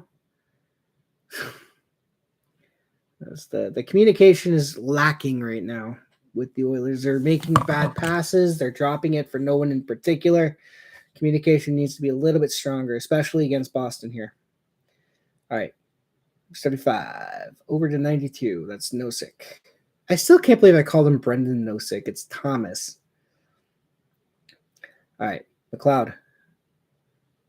Goes wide. Stops up. Gets into a board battle. Boston wins it. And they try to fire it down. Nice defensive play there by Nurse to get, I think that was Marchand or Pasternak with that chance. Janmark sends it out in front. Puck is covered by Jeremy Swayman. 12:32 left. We might get a commercial break here. Yes, we do.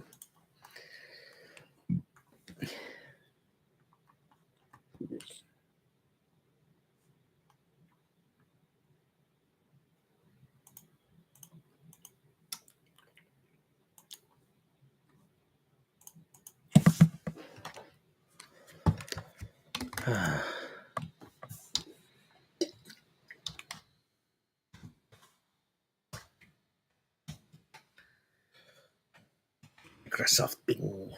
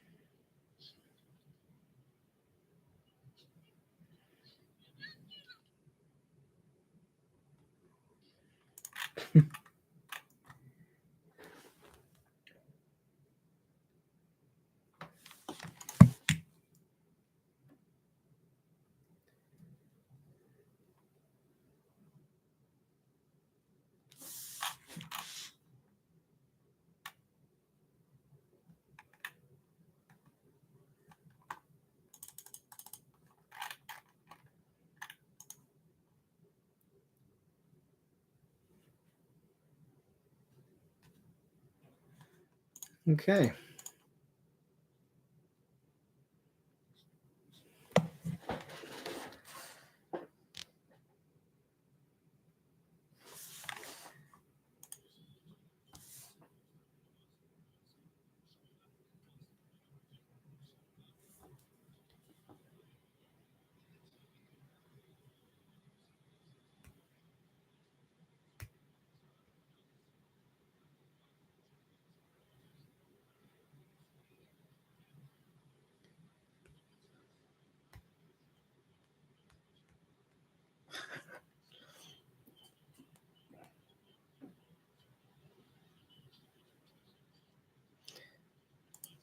Oh, geez, that would have been a good goal had that gone in. I'm surprised. Puck went in behind the Oilers and it came out in front, and it bounced right to a Bruins player who was not able to get it. Maybe because he was tripped, but the refs aren't going to call the penalty. Like I said, the refs probably are going to call a thing from now on. Unless it's a delay of game or too many men. All right, what do we got? Offside, hand pass, something. Yeah, I'd have time for Jake DeBrusk on Edmonton. I know he's not going to get traded now because he's playing so well, but I'd have time for him on Edmonton, to be honest. Good good fourth line, third line kind of grinder guy. Yeah, it looks like it's a hand pass, so it'll be face off at center ice. McLeod versus David Krejci. And Krejci's going to win it. 12 minutes left in the third period. Oilers down by 1, but they are leading shots now 21-20. McLeod over to the defender. Desharnais up to a guy. Tries to pass it to, I think that was McLeod, tries to find Janmark, but it's picked off. David Pastrnak. Wines shoots. Saved by Skinner. And now the Oilers are going to transition here. Full goal. Offside. I saw it. Oh, Desharnais shaken up. Not good.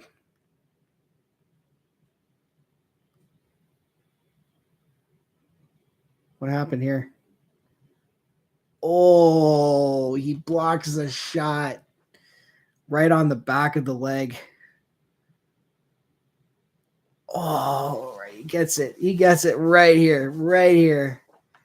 And if you've ever gotten shot in that area with the puck, yeah. And this actually did pretty well in the shot blocking department. They blocked 14 shots from the Bruins. And, if you block a shot, that's a save your goalie doesn't have to make. So that's 14 shots that Skinner has not had to make because the Oilers are blocking shots. So that's pretty good. All right, Hyman at the point. Makes a little move. Makes another little move, but he can't fully slip past the guy. Draisaitl takes a cross-check. Hyman behind the net. Goes against 2 Bruins, but he can't win that puck battle. Here come the Bruins. Hampus Lindholm. So lead the rush.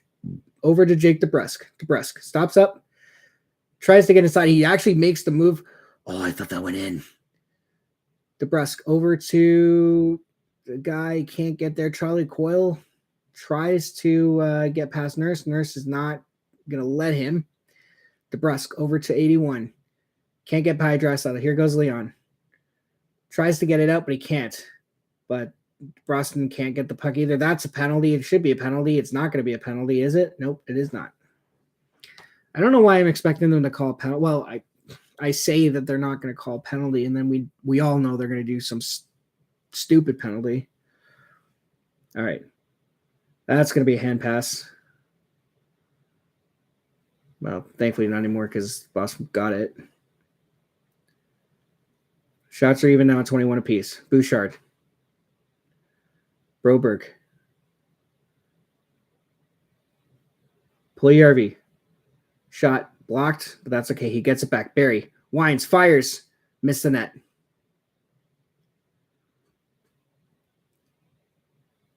Connor. Sends it around. Barry, get there. Barry's not going to get there in time. Puck's going to go all the way into the Oilers zone. Not past the goal line, though. Connor, 1-on-4. 1-on-5.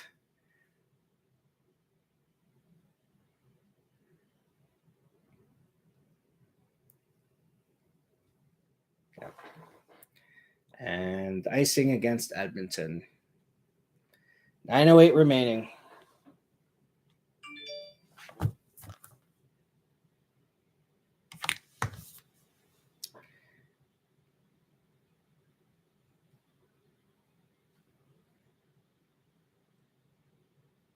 Yeah, they're not drawing any penalties right now.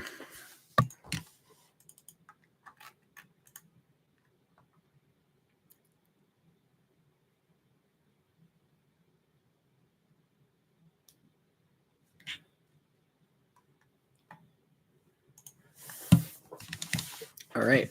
What the heck is happening with my feed here? All right. Desharnais is going to lead the rush. Leaves it for McLeod. McLeod's going to drop it, but it's going to get sent down. Desharnais pinching at the he's not pinching. He's winning a puck battle. What do we got? A trip? And we have it's a hand pass. I thought it was a trip. All right. Commercial break.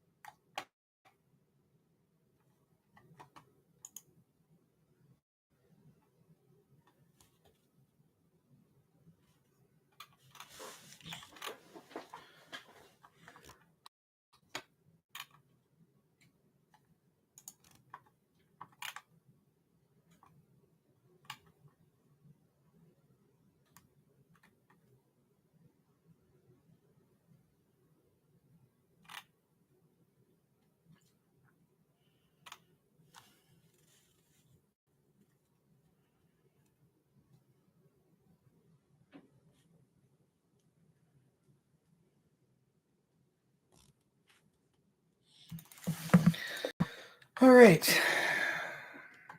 Face off on the Bruins blue line. Charlie Coyle wins it against McDavid. All right, Tyson Barrie's got it, and he's going to wheel. He's dumped the puck in. Swayman's going to stop it behind the net. Swayman sends it, but Connor's going to stop it along the boards. Nurse. Over to Connor. Connor. Over to Nurse. Nurse shoots. Blocked in front. Cut again by Barrie. This time saved by Swayman, I think. Barrie has it in the corner. Oilers are digging it out. Draisaitl. McDavid. Circling. Tries to do his patented stuff at short side over the goalie's shoulder, but Swayman is not having any of it. He's going to cover up. 7:54 left.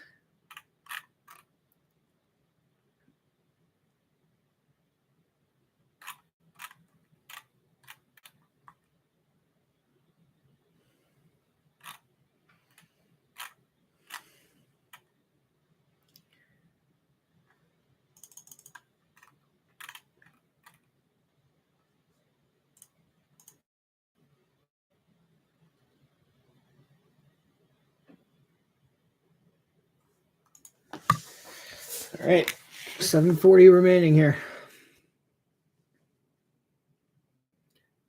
Bergeron sends it down low. Jake DeBrusk goes after it, but the Oilers get it. They can't clear the zone, though. Marchand shoots.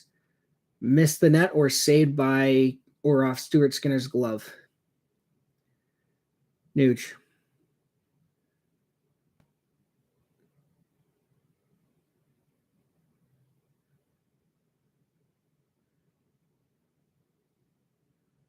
Are you serious right now? That's a penalty.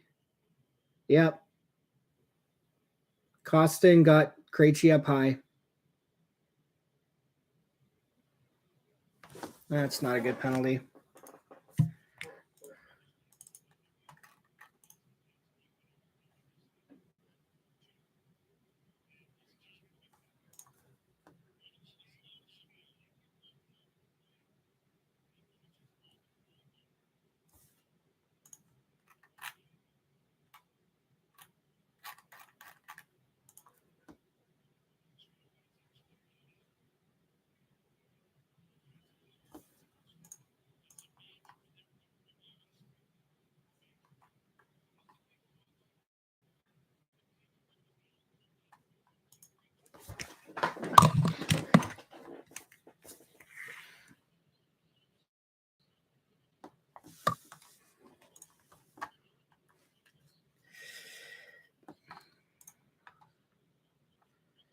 So they've called a 5-minute major on Costin for a headshot, but according to the replay, Krejci's own stick is what actually hits him. Yeah, it's Krejci's stick, but there might still give a penalty here. We'll see what happens.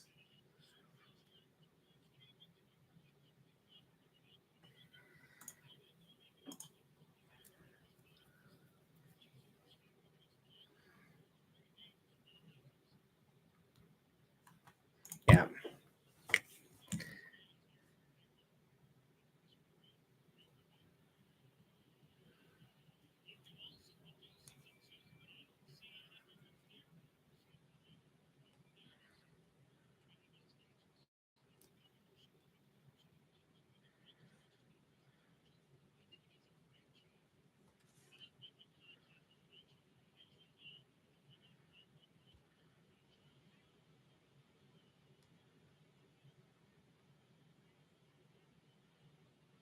Yeah. Yep. They get it right. Yeah. So Krejci's own stick hit his face, and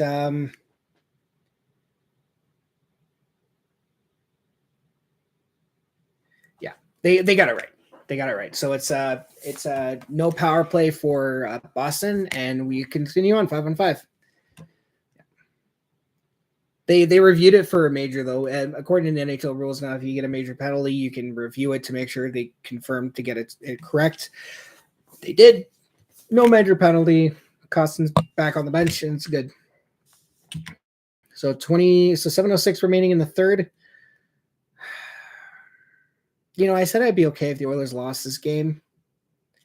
Oh, yeah, of course they get it right because Gary's in the building. What was I saying?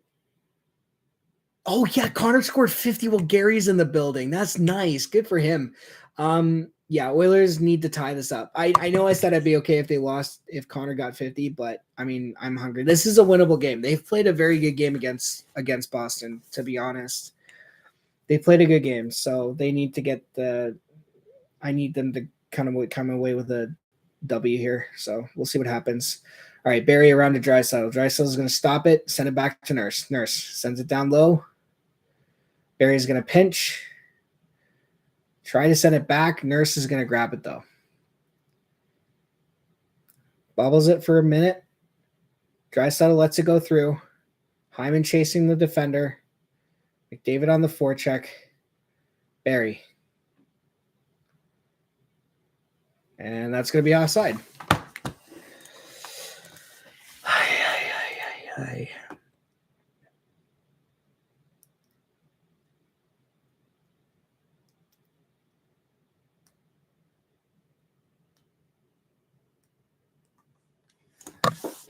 Oops.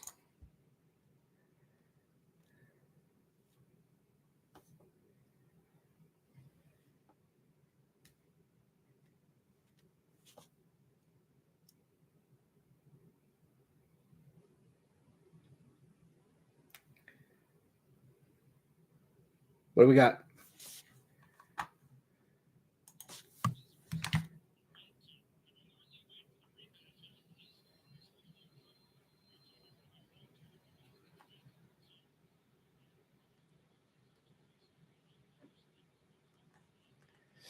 All right, looks like another hand pass that stopped play. So, all right, McLeod versus Nosek. Nosek wins it, and they're going to dump it in, and it's going to be icing on Boston. All right, cool. We're not getting any commercial breaks in this third period. This is fantastic.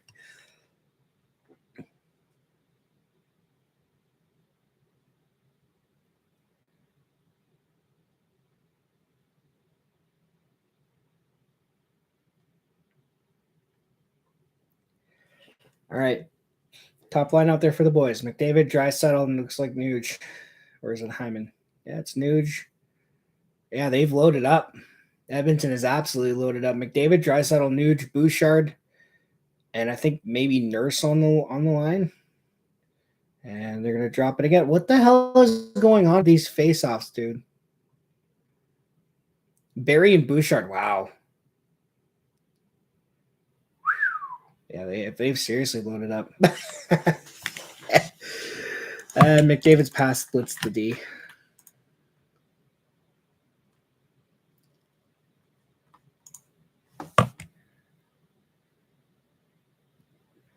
McDavid putting on the spin moves, but he can't outwork the defender, but he gets the puck back, and then Boston gets it.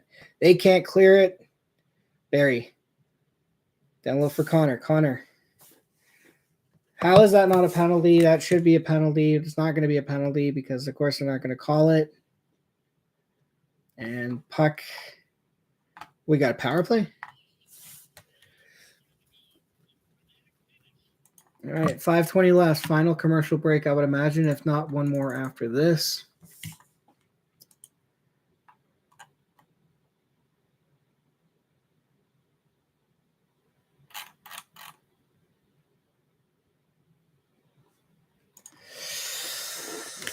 Oh, boy. Oh.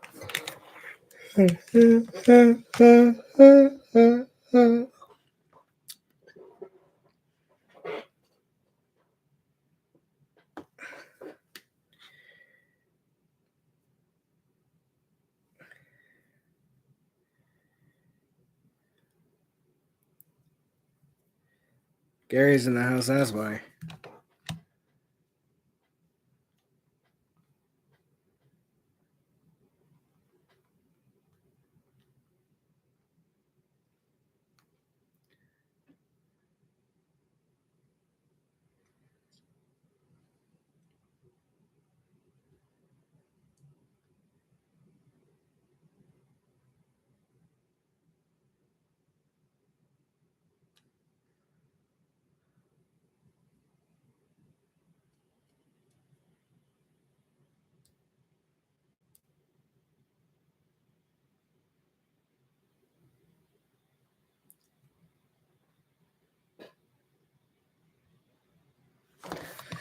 All right.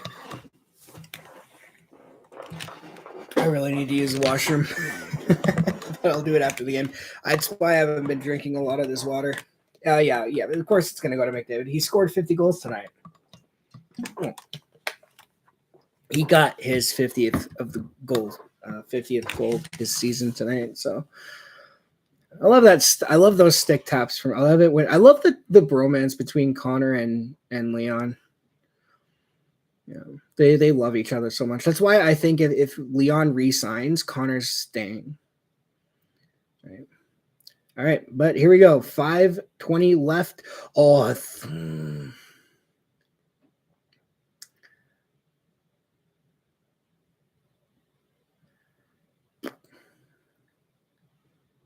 okay. 5 minutes left in the third period. Boston behind the net. Shots are 8-3 this period, so it's not like Edmonton's has kind of gone away quietly here. That's icing.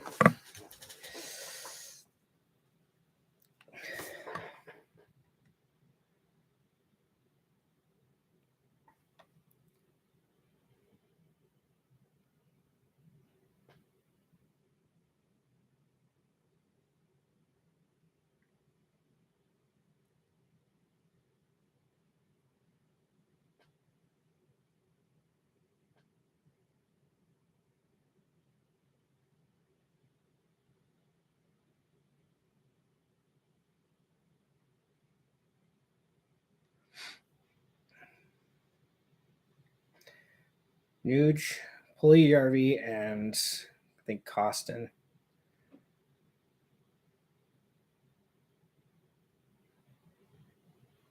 Nice play there. Oh, God. Oh, that's a pep. Okay, now he takes a high stick.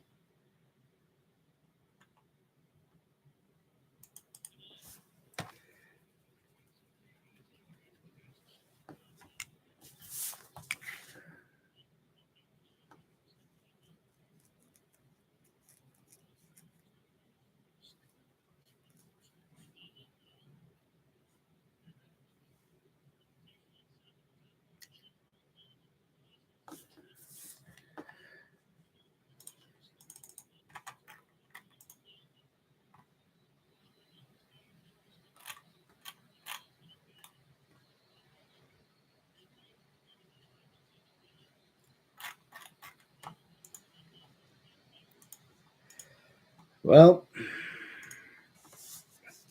Costin just got a double minor.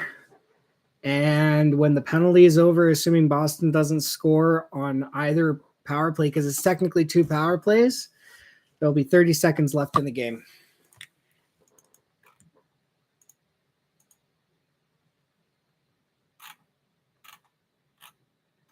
Unless Edmonton gets a shorthanded goal here, which...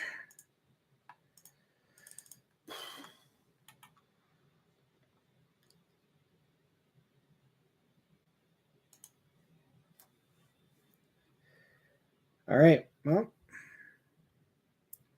Draisaitl and McDavid are killing this penalty, so Edmonton's planning on getting a shorty here.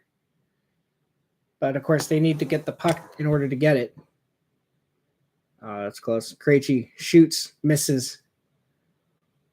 Puck comes outside. Come on, boys.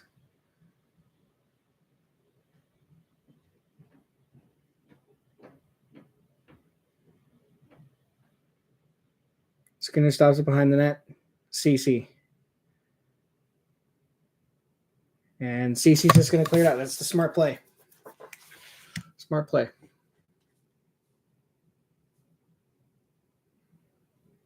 .310 left in the penalty.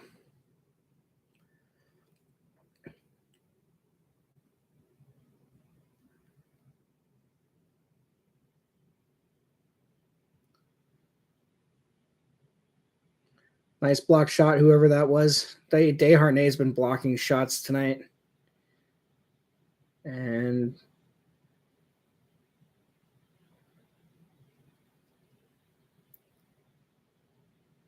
another block shot for Desharnais. Holy crap, and he got him on the hands. Darren has been blocking shots today. This is fantastic. Did Skinner save that? He did.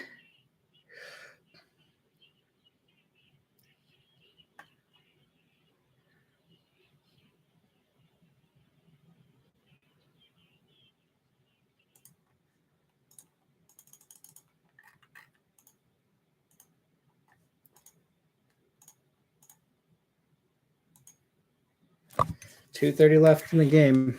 Now it's basically a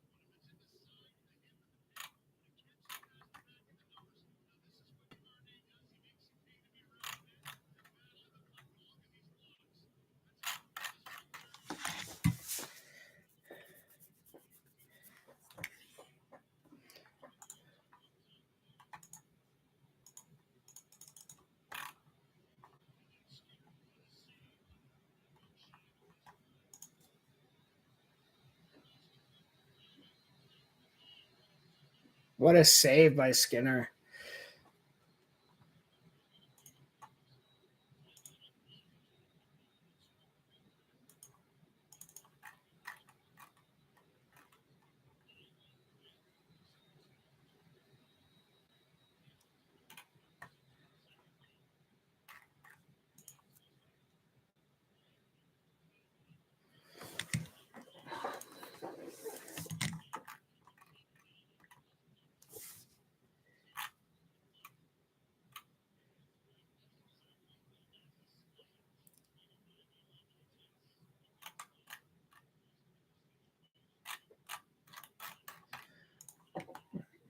Well, it's game over. The Oilers now have a 2-man advantage to kill off for a minute 56. So, yeah, they're not winning this game.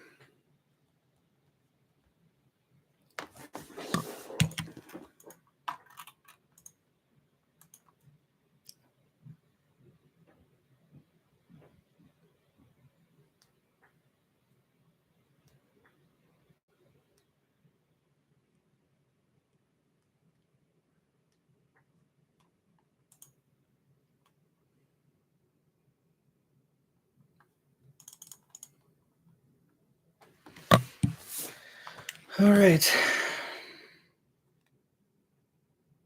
Why is McDavid killing a 5-on-3?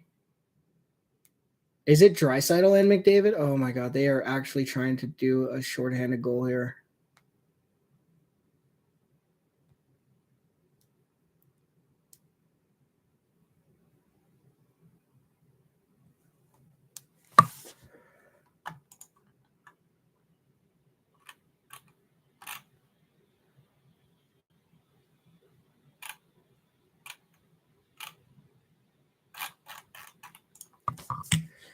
All right, McDavid, Draisaitl are killing a 5-on-3 penalty. I don't think I like this. All right, DeBrusk. Over to someone. Down low for Marchand. Marchand tries to find DeBrusk. Can't do it. Oh, the Oilers might have a break here. McDavid. Oh, good play by David Krejci to get back and break up that. That was a backdoor tap in for Draisaitl if he completes that pass. And now it's a 2-on-1.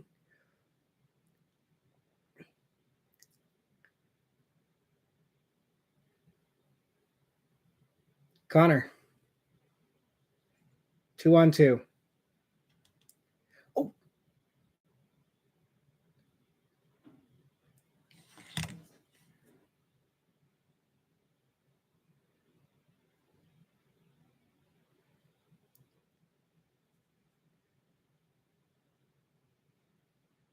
A minute 15 left in the game. 40 seconds left in the man advantage, or the 2-minute advantage. So, yeah, this game is over, but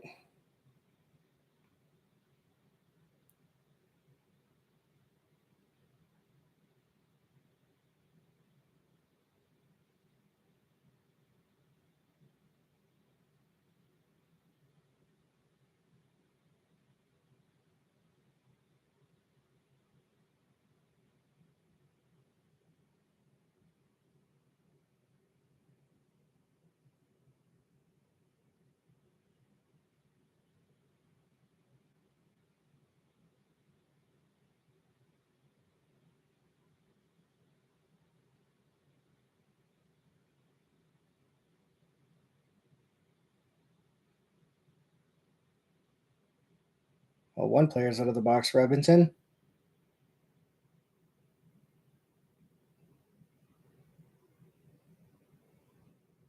I think Edmonton might be back to full strength. 7 seconds. And that's it. Game over.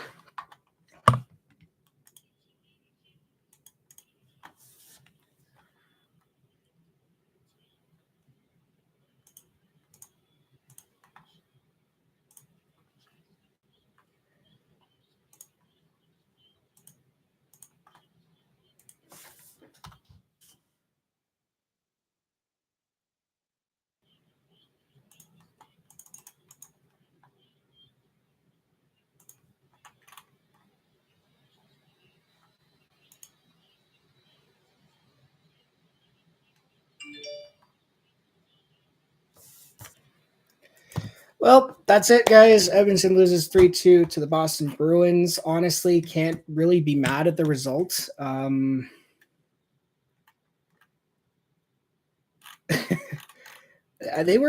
was a good game. Connor got to 50, and that's what I wanted. So,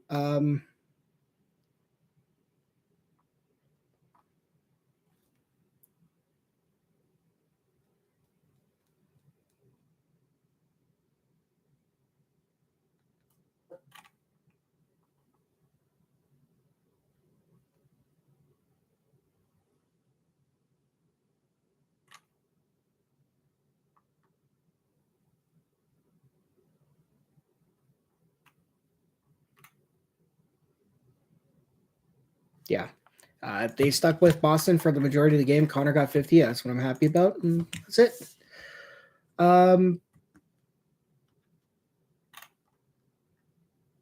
Anyway, guys, thanks for watching. If anyone did, hope you guys enjoyed it. And yeah, Oilers fall to 3-2 to the Bruins. Their record is now 32-1, 32, 21-8.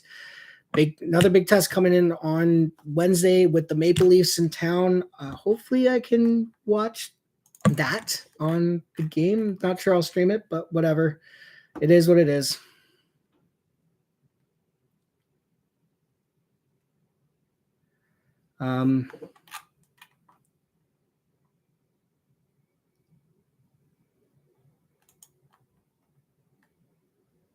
Anyway, enjoy the game, guys, and I'll see you soon.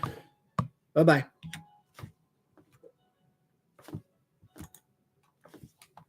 Yes.